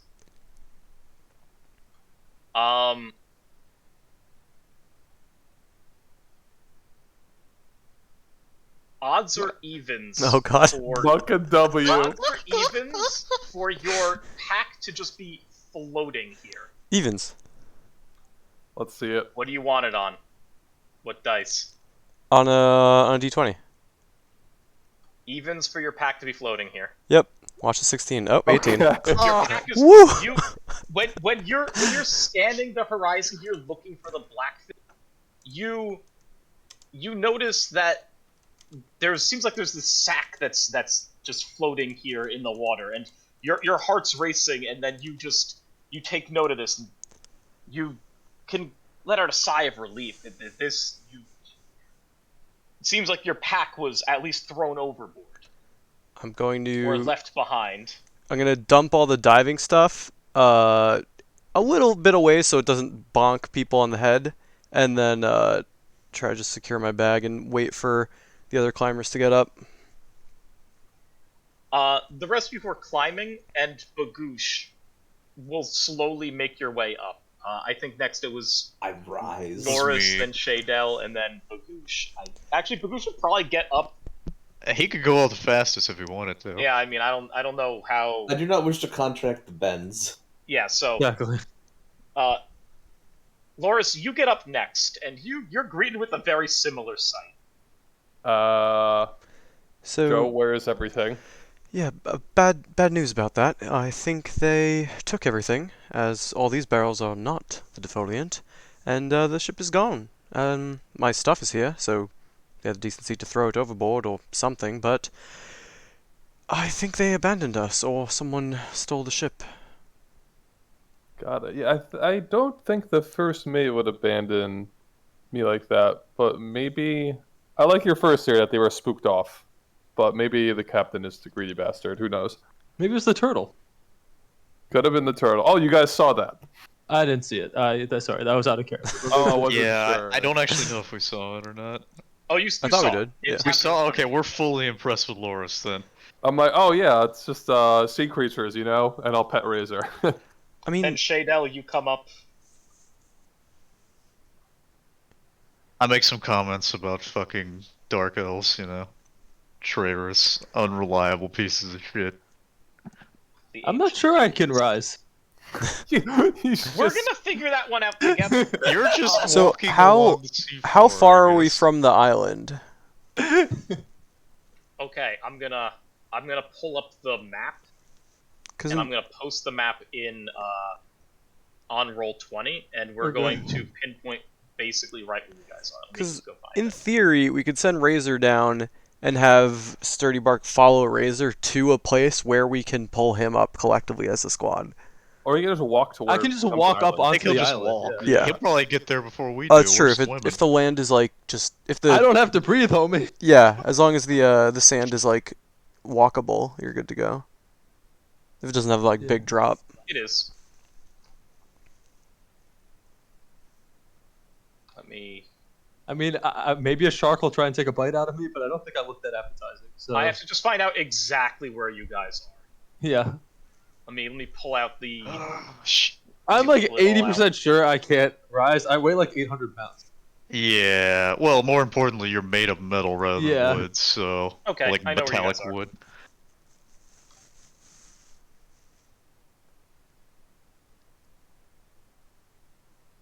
If you're made of wood, I guess you could argue you soaked it in, and maybe that would, I don't know. make you more 800 buoyant. pounds. I mean, weight doesn't necessarily No, mean you no, won't but I have float. like no buoyancy, natural buoyancy. Yeah. But boats are made of metal. The main reason I'm saying 800 pounds is you guys cannot lift I'm me gonna up. post it here, and then As I'm a gonna squad, put we it could. into Roll. 800 pounds? Yeah, bro. In the water, probably Bagoosh, not. That would make it maybe. pretty tough. Bro, I got Oh. body 3, Tommy's got body 4, Bagoosh's body like 5 or 6. I refuse to assist. I am Oh, not bothering. Yeah, you're the foreman. My doctor's forbidden me to pull. If anyone gets that reference, I will be so happy. I'm sorry. That's from Monty Python, right? No, it's from Thomas the Tank Engine, but you were close. Oh, What? man. Holy shit. Why would someone in Thomas the Tank Engine say my doctor forbids me to pull? It's actually hilarious. So the guy who runs the like the railway, he's like this really fat dude with a top hat, and he's on like they're taking him somewhere, like one of the engines, I forget which. It's like taking him somewhere, and the engine like breaks down, and all the passengers get out to like help. And he's like, I will oversee. My doctor has forbidden me to push. And then like 5 minutes or like an hour later, they're like, wait, we actually have to pull instead. And then they all like turn to him and he's like, I will oversee. My doctor has forbidden me to pull. I was gonna ask how you remember that, and then I think of all the obscure SpongeBob things Frank and I know, and I'm Yeah. like, it makes sense how you remember that. Yeah, also I had a much younger brother, right? So That's there's true. really- That's a good point, Oh, that's a good that's a point. great show, to be fair. For kids. oh yeah. So I see the Isle of Ghouls, and we're where? I guess we're fucking swimming there, man.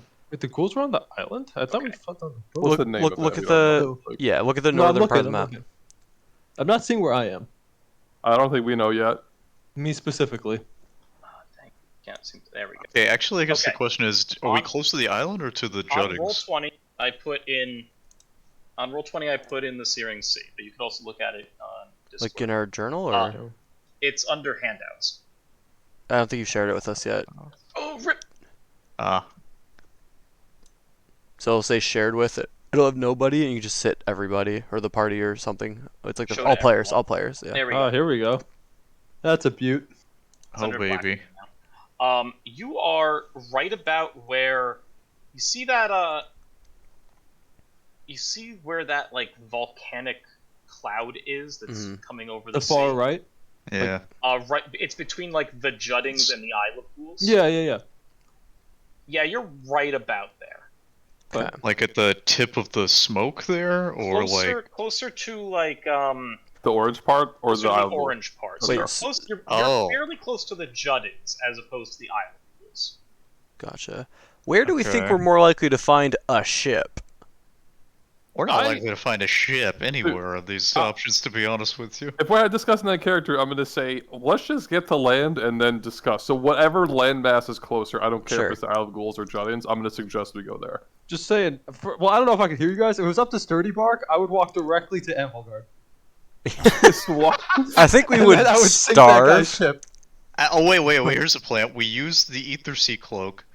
Sturdy Bark carries God. us, and we just let him carry us all the way to Animal Yeah, if you're naturally buoyant enough, sure. I think we might starve to Yeah, death I said down the beyond food and journey. water becomes the issue then.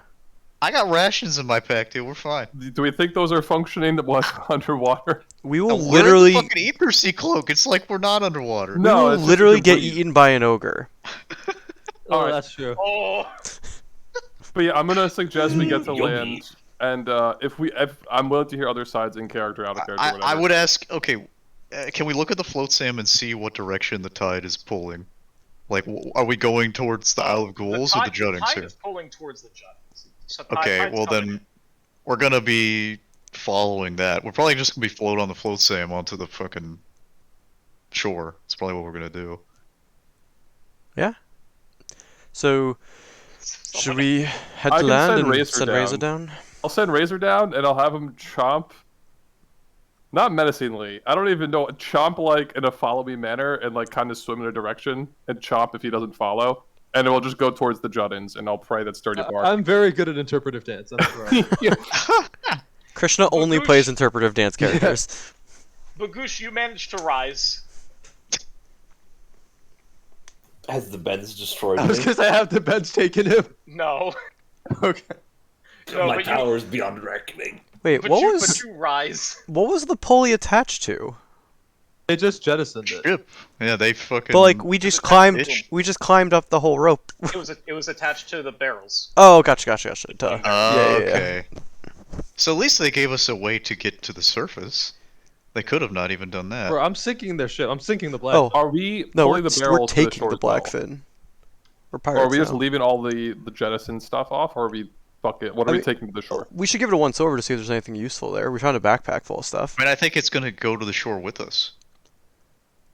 Eventually, He's saying you should like I- hitch a ride on it. Yeah, use the tide. Yeah, but I Yeah. think Tommy's right. I think we should at least give it a once over, see if there's anything valuable that might not get caught up with us, and we want to make sure it Sure. comes with us. I have no need for earthly possessions.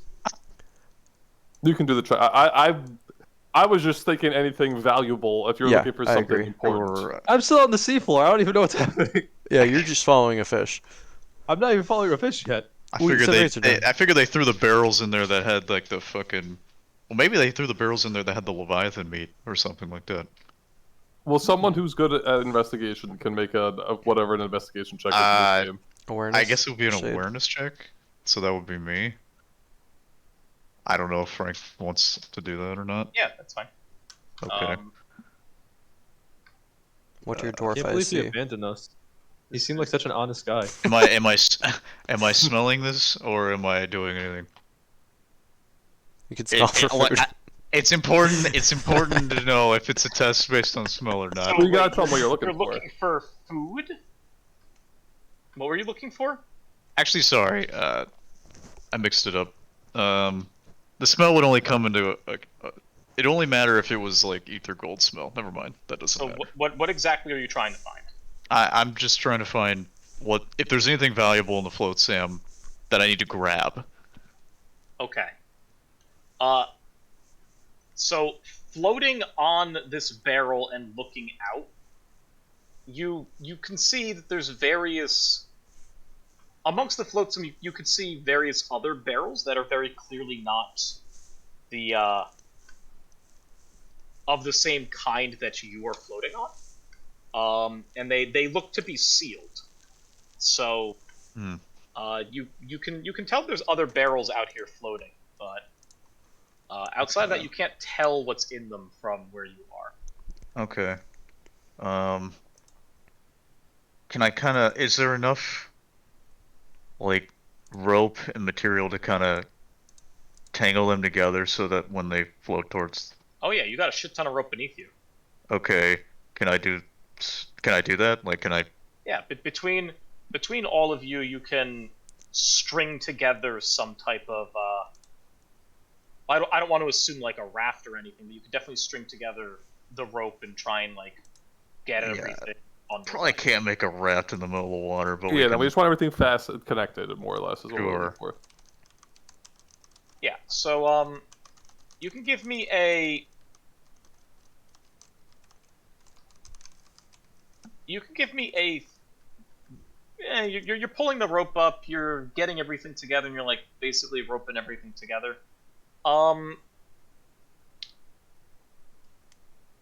This is gonna take time. This isn't gonna be like a quick endeavor. So, I think you'll be able to do this regardless with or without a test. If you give me a test of... If you give me a 3-3, you can get this done in half the time, let's say. So 3-3 let's say crafting, or a 3-3 crafting. Oh, okay. Let's say it would take you about an hour to do this normally. If you give me a 3-3 crafting, let's say it cuts it down to like 30-ish minutes. And we don't have to start getting into like fatigue. Okay, does this count as creating a new item?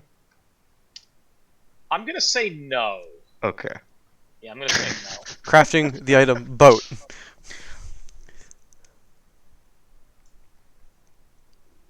Yeah, Okay, I mean, well. yeah, you're able to get this. Yeah, no problem. This isn't a check you could really fail. It just cuts your time down. So yeah, you're able to string all these barrels together, and I assume when you end up going out to the barrels, are you like looking in them to see what's going on, or are you leaving them sealed? I'm just leaving them sealed so they don't get water in them. So yeah, you're able to string most all of these barrels together to the barrels you're floating on, and it's not great, but it's you can like sit on them and you can kind of like rest to some extent on them. In this time, you sent Razor down to Sturdy Bark. Yeah, as I'm floating here, I'm hoping that Razor and Sturdy Bark are not getting eaten by something and that it actually worked and they're not wandering into the middle of the ocean or something. Sure. So Sturdy Bark, you are sitting down here. It's getting a little quiet, getting a little lonely. Your compatriots are no longer alongside you, and then you see this adorable little fish swim up to you, and you recognize this to be Loris's Razor, the little fish. I try to offer him a bark chip. It looks excited upon you pulling out your bark chip and offering it to him, and he like bites down and kind of like thrashes it a little bit, like it kind of like shakes its head a bit, and then it like looks at you, and then it turns around and like looks in another direction, then it looks at you and it turns around and looks in another direction, and it does this over and over again, and then it like bites on the bark chip a little bit.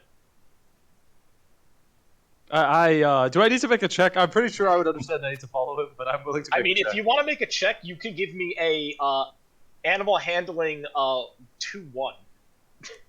Okay, animal handling 2-1. Not great at beast handling. You said a 2-1? Yep. Alright, I succeeded. Oh. Okay. You start wandering up the path. He's like, no. Yep. You follow this adorable little fish, this little guy with a chip, and seems like he's having a good time. Like he's in his element. And he just starts swimming in the general direction, and you follow him. For the rest of you up top, you may choose to continue floating on the barrels, or if you'd like, you can. Supposed to make you this offer. You can swim alongside the flotsam. And if you choose to do that, you will cut your drifting time down. But you need to make a check for it. I'm an athletic man. I'll attempt to do that. Yeah, I'll try to make this go fast. Oh, okay. So there's two of you. Bagoosh, I don't. Well, Bagoosh is up here too, right? Wait, what are we doing? Sorry. You can either stay the course or make some body checks that cut down the time. Oh, But well, if you fail, bad stuff happens. I think. Yeah, I think I'm Oh, not gonna do yeah. that. No, actually, that's a good point. I'm gonna play it safe. I will So- also choose not to drown at sea. No. You got 5 body. You're the one Listen, doing Bagoosh this. is scared. Oh, That's I'm fine. doing this? Okay. No, you don't have Bagoosh. You don't have to let him bully you. If your character is scared, Seriously. What's the check? Your character is scared. your character is Okay. scared. Don't. I My need character's you both- hungry, but I need you both to make a body athletics. Yep. This is a 5. Oh, Okay, Jesus. so it is a body athletics 5-8. You must What? get an 8 between the two of you. Since there are 2 swimmers, you both get to add 1d6 to this check. So we're both making D5 checks, and then we get a free. Yes, so you're both making d5 checks. So it's a DN 5-8. Between the two of you, you need to get 8 successes, and you each get 1 additional die. Oh, Are they swimming or are they pushing the raft? It's like they're behind it, kind of like kicking and like trying to Okay. like swim with it. Bad news, sire. Yeah, bad news, sire. We can't even get to 8.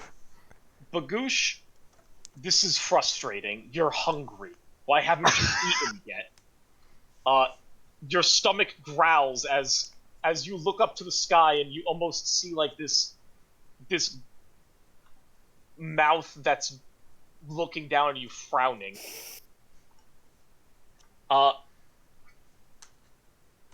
Both of you become tired. Like this is like a weird like a weird level of fatigue. This is like a mental fatigue. Like why would they abandon you here, and a physical fatigue. I'm gonna eat fucking everybody. Tommy. Highs, odds or evens, and pick the die. Oh my god. What the fuck is happening? I want odds and roll a D100. Oh no.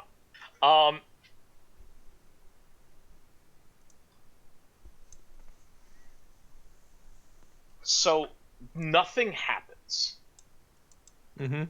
This is a long wait. This is you're just kind of floating slowly towards the shoreline over the course of many hours.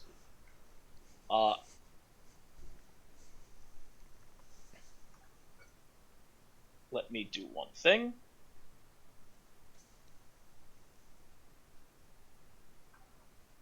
Okay, cool. I wish I didn't DM roll that. Oh, is it invisible? Yeah. No.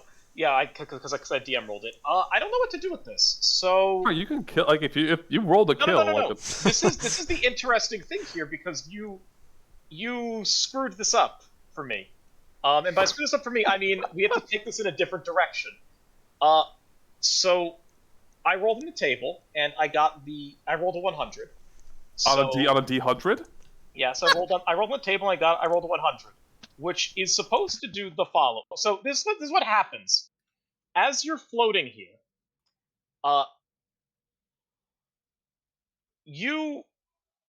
Loris, you get an eerie feeling in Another Spidey sense. your spidey sense is going off. And you kind of like you get on guard. And Joe, you get this feeling too. And you look down, and you see this giant shadow beneath you, just kind of lurking below you. it's our turtle. Come to save us. Oh no. I don't think that's him. Frank, I'm below them. What do I see? If you look up, you also see this giant shadow, but you get a little clearer look at this. you see this big shadow with 3 sets of fins Hey. and this big head just sticking out of this oval-looking shape. Doesn't All have of, to be the same one. all Could be of you copium. on the barrels, you all feel the wave, like the water below you, start to like rise a bit as suddenly you look down and you're rising out of the water very slowly.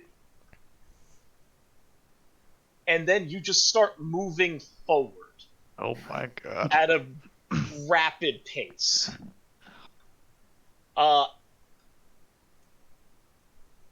And what seems like hours at sea turns into just a brief trip from where you are as the shoreline slowly comes into view. And you make it to the shoreline with all of your effects with what is what I would consider to be record time, and what I imagine most of you would consider to be record time, seeing you're just floating out there. In this time, you look down and you see your Loris. You see this Leviathan, this massive behemoth, and you're able to recognize the markings on its face. This is the same creature you were able to essentially bond with earlier. It's come and it's assisting you. It's assisting your party ashore. And after about like 40 minutes of just a brisk swim, you make it to the shoreline, and slowly the barrels lower back down as they start floating, and then this I make sure I pat him before, like he goes off. this creature almost appreciatively looks at you and dives back down, or swims back out and dives back down.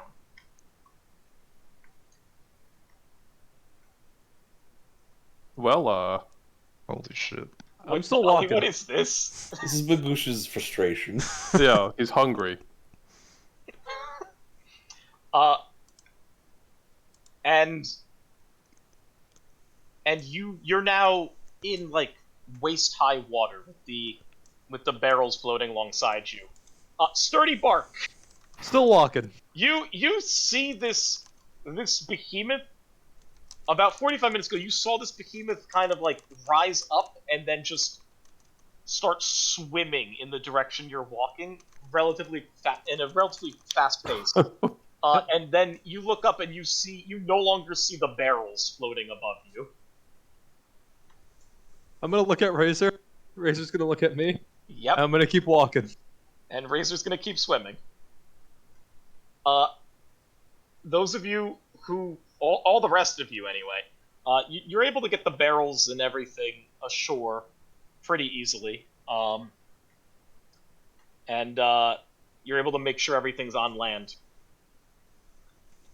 Go ahead. Go ahead. No, go ahead. Once we get kind of situated, I'm gonna look at the group and say, I think our first order of business has to get Bagoosh something. He has that kind of crazy "I'm gonna eat the next thing that comes near me" look. So we got to do something about him, or something bad's gonna happen. My eyes are unfocused. I'm just so hungry. I've got 5 days worth of rations, so It's like 10 minutes worth. I was gonna say that's an hour. that's Your senses are going off. You smell the air. Oh, yeah, they are. You smell the air, and you smell food. There's meat in them woods. You smell food, Bagoosh, but it's pretty. It's not in the woods. I mean, there's definitely food in those woods, but you look to this barrel right near you, and it must have been that ocean air, that boiling water, getting to you. it's cooking the meat. I said, do we make a But nice stew? you lick your lips and you just approach one of them barrels. Okay.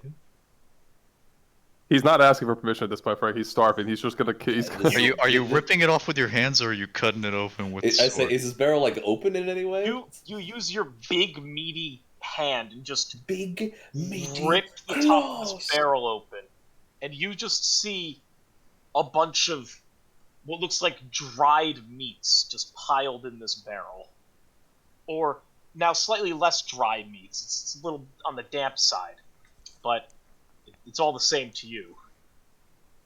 I consume. While he's consuming, I'm gonna try to like sneak 1 or 2 pieces for myself. Only if it looks safe. If it does not look safe, I ain't going for it. goodbye hand. My arm. Does Bagoosh does Bagoosh see Joe? I'm eating. Bagoosh doesn't see you. Bruce does not see. He eats. Give me. You know, Reflex. you see. Yeah, give me a reflex. Like, let's This go is with not that. the fiend meat, is it? Like No, the this is not. What's the like that. difficulty? No, This- that was thrown This away. does not Okay. look like that. Okay. How difficult is this task? You know, you kind of like spend a couple minutes eyeing him up, looking at his motions here and the rhythm that he's in. We could give this like a 6-1. Oh God. You got this, Link. Yeah. Got it. All right. 116.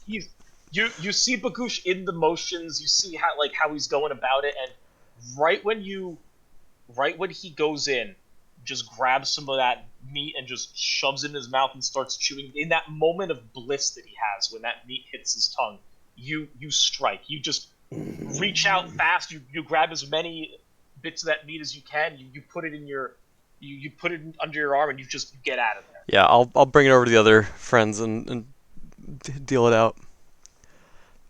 Thank you, Joe. Just kind of nod. Where's Sturdy Bark? Do you think he's almost here with Razor? Him and Razor should be miles behind us because we got a nice lift from Turtle Friend. Couldn't you have just asked the turtle I to go think- get him?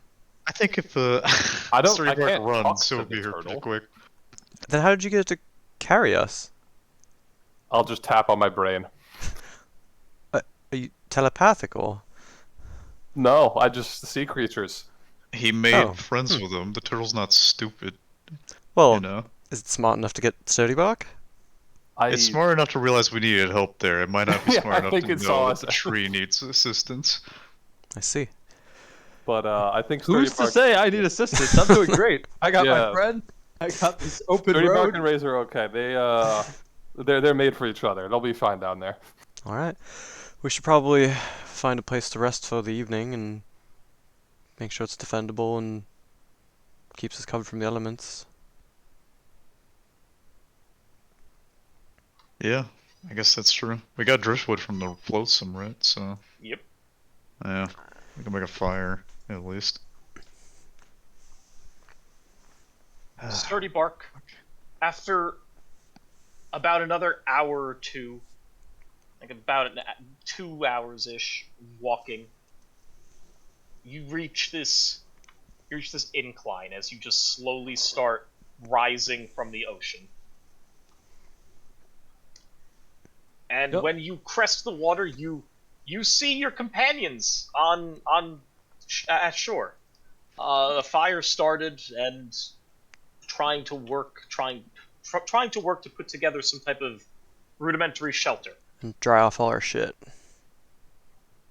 Now that you're all here, you're all standing on this long stretch of beach. Sturdy Bark, as you step on the land, you notice that it's a bit warm. The sand's pretty warm. It feels it runs the warmth of the sand runs up your bark, and it makes you feel pretty comfy. And then you all look in the background as Sturdy Bark, or then you all look up. You see Sturdy Bark, and you hear a very loud explosion, a boom. And in this moment, Sturdy Bark, you look up, and everyone on shore turns around, and you see billowing black smoke behind you. As you see clouds of this black smoke turning into an almost reddish orange, and you recognize this to be, or at least Joe and Loris, you recognize or know where you are. You know yourselves to be by the Crimson Twins, which are a well-known volcanic site on Akshi. The twins, tend to go off every couple of days, but it's not a huge eruption. It just tends to be what this is now. And then you realize, upon knowing where you are, that you're at the Juddings. You should be near the Juddings anyway.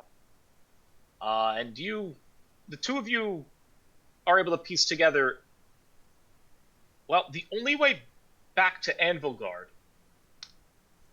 is to make the treacherous journey through the Golvarian jungle south for the untold number of days that it might take you to get there. Alright. Does the jungle like run up along like a cliff edge, or can you just like follow a beach all the way there? Pull up the map. I mean, I assume we can just keep the beach to our left. You can keep the beach to your left for a majority of it. See that outcropping? You see the top of the eye in Searing Sea. You go left. See that outcropping there? Yeah. That's right about where you start getting to rocky cliff faces, and you'd have to. Gotcha. So we're gonna have to That's go just through the pure jungle. jungle. Oh god. Alright. I guess Joe and I will kind of explain that a bit. Like, okay, we can ride the beach for a bit, but then I'm pretty sure it becomes unwalkable and we'll have to go through there. And I'll point to the foresty, tree-looking place and be like, well, I guess we're going to have to go through the jungle a bit once we get there. And I'm well out of my elements. I've only gone out of Anvilgard maybe a handful of times. Yeah, I don't think anyone here. And I'll turn to Sturdy Bark and look at the trees and be like, maybe, I don't know. But the first thing I'm going to do is go up to them and be like, oh my god, like, how is my little demon down there? Was he, what happened? But Pat Razor, like my hand is huge and he's tiny, so it's gonna more look like I'm trying to swat him. But I'll be very gentle with him. Good. Actually, you're gonna see a smile. A creaky smile. Yeah. I think he smiled, people. I think I just saw him smile. That's new. New. Frank, can we say that we took a breather during the time we were waiting for Sturdy Bark and we got our Yes. toughness back? Yes. Did anyone have any wounds? I don't think so. I If you had did, toughness I- down from the vampire fight, which maybe we had already gotten back. I think we'd already gotten back. I think we had a breather after the fight. But yeah. So we'll try to ride this shore as far as we can, but then we're gonna have to go through the jungle. So start thinking of ideas how we're going to survive in there. But we can like do, that's a long ways away while we're walking. We can just talk and think. And I think probably get food. Like, I don't know if it's our ration situation, but we're gonna need to go hunting probably, or fishing, or something at some point. I mean, we have 5 days of rations and we have food in the barrels. I don't know how much food that is. I think you had. If you go through the barrels, you'll note that there's a barrel that has meat in it and a barrel that has hardtack in it. There's also a barrel that has like wooden planks, which I assume would assist you in your shelter making. Okay. Let me see if there's anything else. Frank, do I know how to make a boat? I don't think it's enough wood to make a boat. But there's trees everywhere. That is true. I don't see why you wouldn't know how to make a boat. Will we know how to make a boat that could survive the burning water of the Searing Sea? Oh, I mean the regular like wood of Akshi is fairly resistant fine? to like Okay. the surroundings of it. So Okay. Well, we could. I mean, I'm good at crafting. I guess we could make a boat. I would make the boat. I would not sit in the boat. Just drag. You just drag the boat from the ocean floor. Yeah. With a really long rope. Do we think the boat is We'll tie safer you than like the a shoreline? horse. Do we think of what, Toby? I'm gonna That's turn to the true, group is and be like, the do you think the water boat is safer than the shoreline? Well, maybe we could use it to bypass the cliffy sure. area That's the and then one get I was back to the worried shore. about. Because the jungle sounds like bad news to me. The problem is we don't really know anything about the geography, so True. And I don't know what the best choice would be. Frankie, Honestly. mechanical question I forgot to ask at the start. I just threw a short-term goal onto my character sheet at the end of last session, which was just slay a giant beast, get the killing blow. After seeing that bat thing go down, Joe was kind of like, ooh, I haven't You really want fought some. creatures, I want to do You're that. hungry. Is that just how this works? Like we just like, I have an idea, and we just throw it Yeah. into our... Do we just Yeah, run it by I you put to a make bunch sure of it's... ideas at Yeah, the beginning of the adventure, and just if you got new ones, just throw them on there. So as the boat discussions go on, I'm gonna say, so how long does it take to make a boat? Because if it takes like a week to make a functioning boat, is then it gonna take more time than if we walked? I don't know anything about boat crafting. Yeah, I but I'm think just like saying, realistically to cut building. the tree, like treat it. No, I think that's the right call. Realistically, making a boat big enough for all of us is gonna take way too long because we don't really have the manpower for it. Yeah, the thing is, like, this was, like, obviously Story Park is going to say this because he can't talk, or he doesn't talk, but 4 days, this was like 5 days sailing, right, Frank? Yep.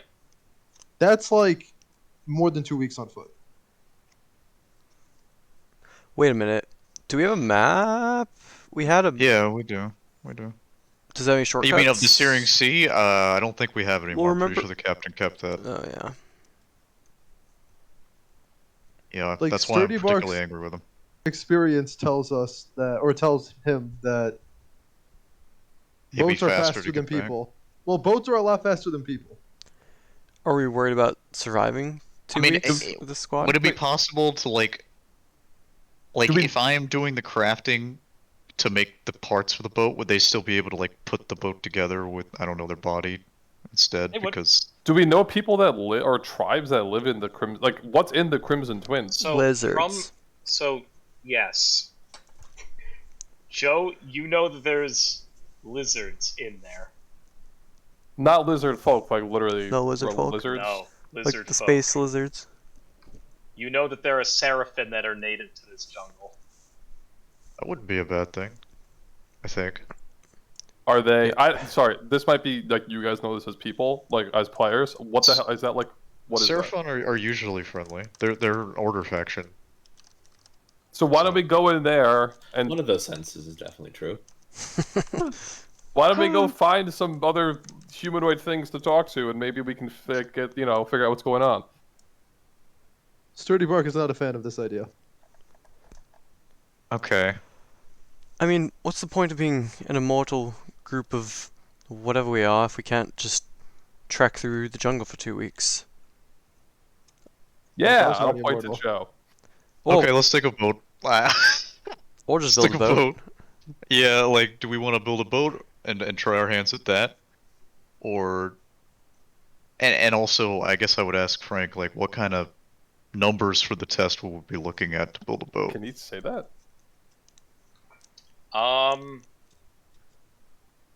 Okay. I will determine the numbers for that between now and next time we meet, because they Okay. provide me with numbers to build a raft. Yeah, but To which we're not talking a raft here. If we're talking like a boat, I'm gonna have to probably scale some of these up or increase like the duration of these tasks. Yeah, just so and you stuff know like what that. I'm thinking. Like a rowboat but bigger, like a Viking longship kind of. Yeah. I'm not. I figure you're not talking like it would be like an a extended proper test sort of vessel, but situation. Yeah. something that will get you where you need to go. Yeah. So I will push together and figure out the numbers that you would need in order to make a vessel that can stay at sea for that long. And we can go from there. I can post about it in like the week off, so that Okay. like, you can think about it and like you guys can talk and figure out what you want to do. But you could do whatever. Like if you want to take it to sea, we can go that route. If you want to go do the jungle, we can go that route. but it might be depending on the numbers that I come back with, and I probably have to consult other people who have run this module to see what other groups have done if they tried making boats or not, and see what they went for the numbers here. If it, yeah, like you can go either way. So whatever way you guys want to do, you have the ability to do so. There's one other thing I needed before. Oh yeah. So, all right, cool. I will tidy up the rewards in a second. So yeah, whatever else you guys want to do, and then we can close it out, and I will figure out the numbers on the boat and such. It seems like a good stopping point, like us trying to figure out which we want to do. We're essentially at a camp, like deliberating this, I guess. Yep. So yeah, you guys are deliberating by the fire then, essentially? Yeah. Yep. Okay. I'm not even gonna ask this of you, Bagoosh, because you're eating. I will never slow down. Let me do one last thing before we end.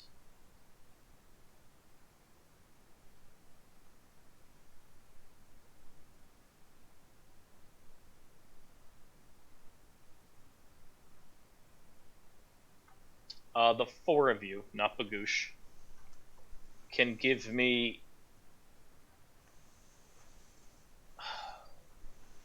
Shadel, can you see in the dark? Do you have dark vision? I think I'm the only one who can, right? I think Let me so. check and see Alright, what well, the I wanna ask, sure. Let me make sure the etheric lenses doesn't let me. Oh, you got magic, I don't guys. think Witch Sight provides it either, but I don't think Witch Sight provides it. Yeah, if it did, you would just never take night vision. Right. It doesn't say it gives me night vision. Yes, I see magical energies. I don't see like creatures and Yeah. shit. So okay.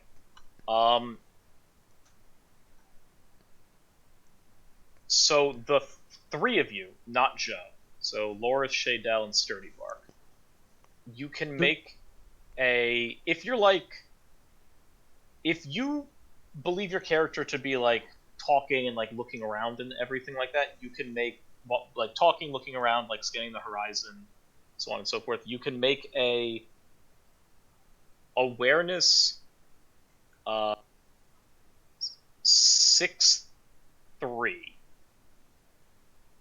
6, Jesus. Okay, yeah, 6-3. That means you need to roll 3 dice, right? Yeah, I'm not even gonna bother.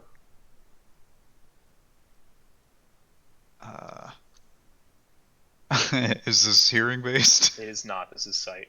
Okay. Oh, am I trying to spot hidden enemies? You are not. You got all kinds of crazy shit. I mean, those are talents, man. Yeah, that's good. Joe, Mm-hmm. you can give me, because you have dark vision, you can give me a...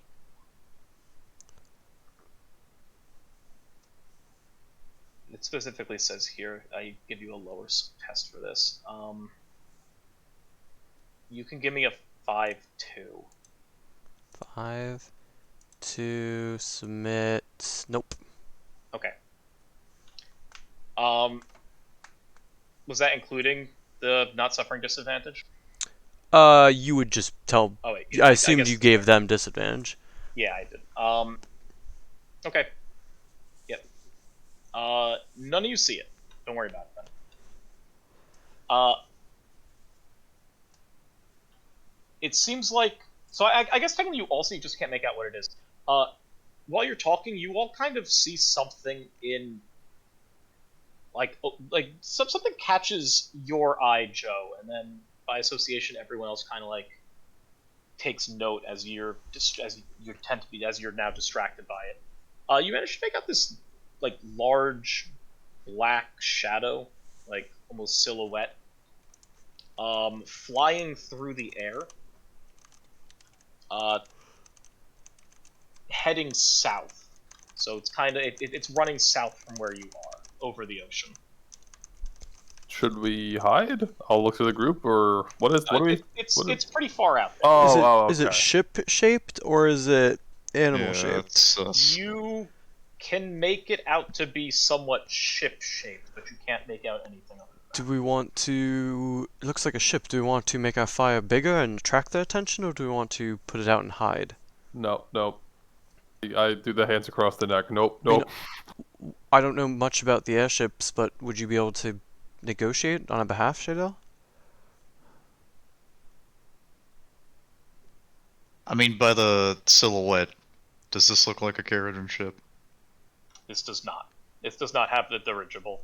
And then I just say, that's not a Carradine ship. Yeah, guys, there are pirates. Like, nope, nope, nope. Alright, I'll just start kicking sand over the fire.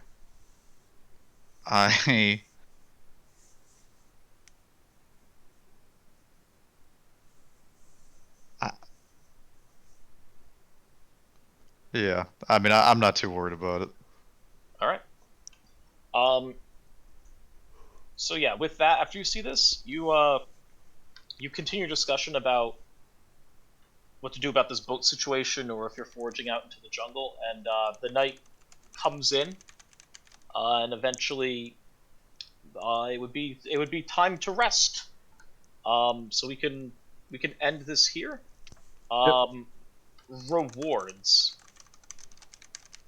So Oh wait, we found the defoliant, which was our Yeah. quest. yeah, so you found the defoliant. You didn't necessarily. You found the defoliant. That was in fact your quest. Short-term goal complete. Wasn't that the long-term goal? I wrote under short. Oh, I thought that. Oh, wait, I thought that was our party-wide long-term goal. Am I missing something? I mean, I feel like it probably should have turned into a long, but this is what I have written currently. Find the rest of Whatever. defoliant. I mean, And- I think on my personal, what did I have? That's fine. I think I I might mean, have had it. Frank, if you want to turn to long term, because it was this five session long thing. This would be a long term. I Okay. think technically is what this is. So Yeah, I had this on long term. yeah, that should be a long term. You are also, for the things that you have done and discovered while on this adventure, you are also awarded. You did this. You did this. You didn't do that. You didn't do that. You did this. So you get an additional 3 XP. Okay. You see Is it that on top of it, or just as a total? So that will be on top of it. on top of what? The completing the long-term goal. So Which you completed is- your long-term goal. Does anyone know how And much then- that is? Say again. Does anyone know offhand how much that is? I think it's 2. I It's can a look it up. long-term. I'll double check. For individuals, it's 10. What? I thought it. Well, Okay, hold on. Is it I 10 don't- for the party? I don't know Or- what it is for the party. Advancement is 41. Nope, that doesn't sound right. Let me see here. Actually, wait. Hold on. I can look it up and get Okay, all. here it is. Here it is. If you achieve a long-term party goal, each party member receives 10 XP. Soulfire refills to max, and you choose a new long-term party goal. Yes, think you're, I would like to vote that the new long-term party goal is to discover what happened to the Blackfin and or get revenge on the Blackfin. But what do y'all want to do? I would say return to Anvilgard. Oh, that's fair. I feel like that's a short-term goal, but Maybe that's a short-term goal, and then long-term is what you said. I like that idea. The party short-term is getting to home safely, and then long-term would be figuring out what happened with the boat, which could entail killing them or just accosting them or anything, just... Okay, so clarifying. Your short-term, getting back to Ambledar, That's the short-term party goal, Your is getting back long-term- home, yeah. is getting your revenge or seeking out information. Getting to or the bottom of what happened with the getting, Blackfin. getting closure on the Blackfin. Yeah. Okay. So that means you are all rewarded currently 13 XP. hell yeah. What is... Okay, I have no idea how any of that works. So I think it's So we page level up? 42. Yeah, He- go to he page basically- 41. Completing the adventure gave us 3, and then the long-term goal was 10. I get that. Posted chat. What is that? So you can spend XP. So this isn't a level-based game; it's a skill-based game, and so we spend XP on things. So you can spend 2 XP Yeah. for a brand new talent. You could spend 1 XP for training in something you don't have training in. 1 XP for something you don't for 1 focus. You could spend points to 2 increase your XP. attributes. Second But, level training or yeah, if focus, you- and then 4 XP for third. Yeah, if you look in chat, that shows you how much it costs to get new And things the or buff attributes things. are, yeah. So you can take Yeah. anything. And now there's gonna be things that we didn't even have access to at first level because like or I shouldn't say first level, but at the start of the game, because Uh. there's certain feats that like you need prerequisites that you just no character can get at level 1. I Got it. Then we have 13 to fuck around with. Yeah, and Yeah, you don't 13. have to spend it all. You can pool You it for can bank later. Yeah, you can bank it. You don't need to use it. So like we should all spend some. Like nobody's gonna. I mean, unless. Yeah, no. There's no. Nothing costs more than 13 that we can do right now. Like if Bagoosh wants to go from 6 to 7 strength, that's 13. tempting. Oh, I'm just gonna Wait, crank is it up. 6 or 5? I'm a 5. Oh, Okay, yeah, so that's only 5 11. or 6. Yeah, I'm just gonna crank my soul and mind up to like reasonable levels. Then. Yeah, I might get soul higher because metal seems busted. Keep in mind, you still only gain 1 per round. Yeah, but even for me, just kicking off the No, start it's of the half your fight. soul, isn't it? You get No. half your soul. For I metal? thought it was- Yeah, No, metal is half no. your soul rounded up. In terms of regeneration every turn, you only get 1. Yeah, that sounds correct. Your total pool is half your soul. Rounded up. We just run random forehead. Very forehead. Yeah, so I guess you want at least you recover. I mean, yeah, you you recover could, 1 melt true. starting your turn up to your maximum. Certain factors. Okay, never I mean, I mind. think you can use Soulfire to maybe recover all of it at once. That's probable. But, It says in the party. It says maximize success starting counts as 6. Reroll as many dice you want. Regain all spent metal. Recover Yeah. all toughness. Cheat death. You're no longer mortally wounded. Yeah, so someone could just be like. I mean, considering no one is a soul-based character, we're unlikely to do that. But yeah, if you're a Yeah, I mean, soul-based, I- that'd be I- huge. yeah. Neat. Okay. All right, so we're good. We're done for now. I'll Alright. figure Yeah. out what Good I night, wanna What do. Twitch. are the next? Yeah, Alex, turn off.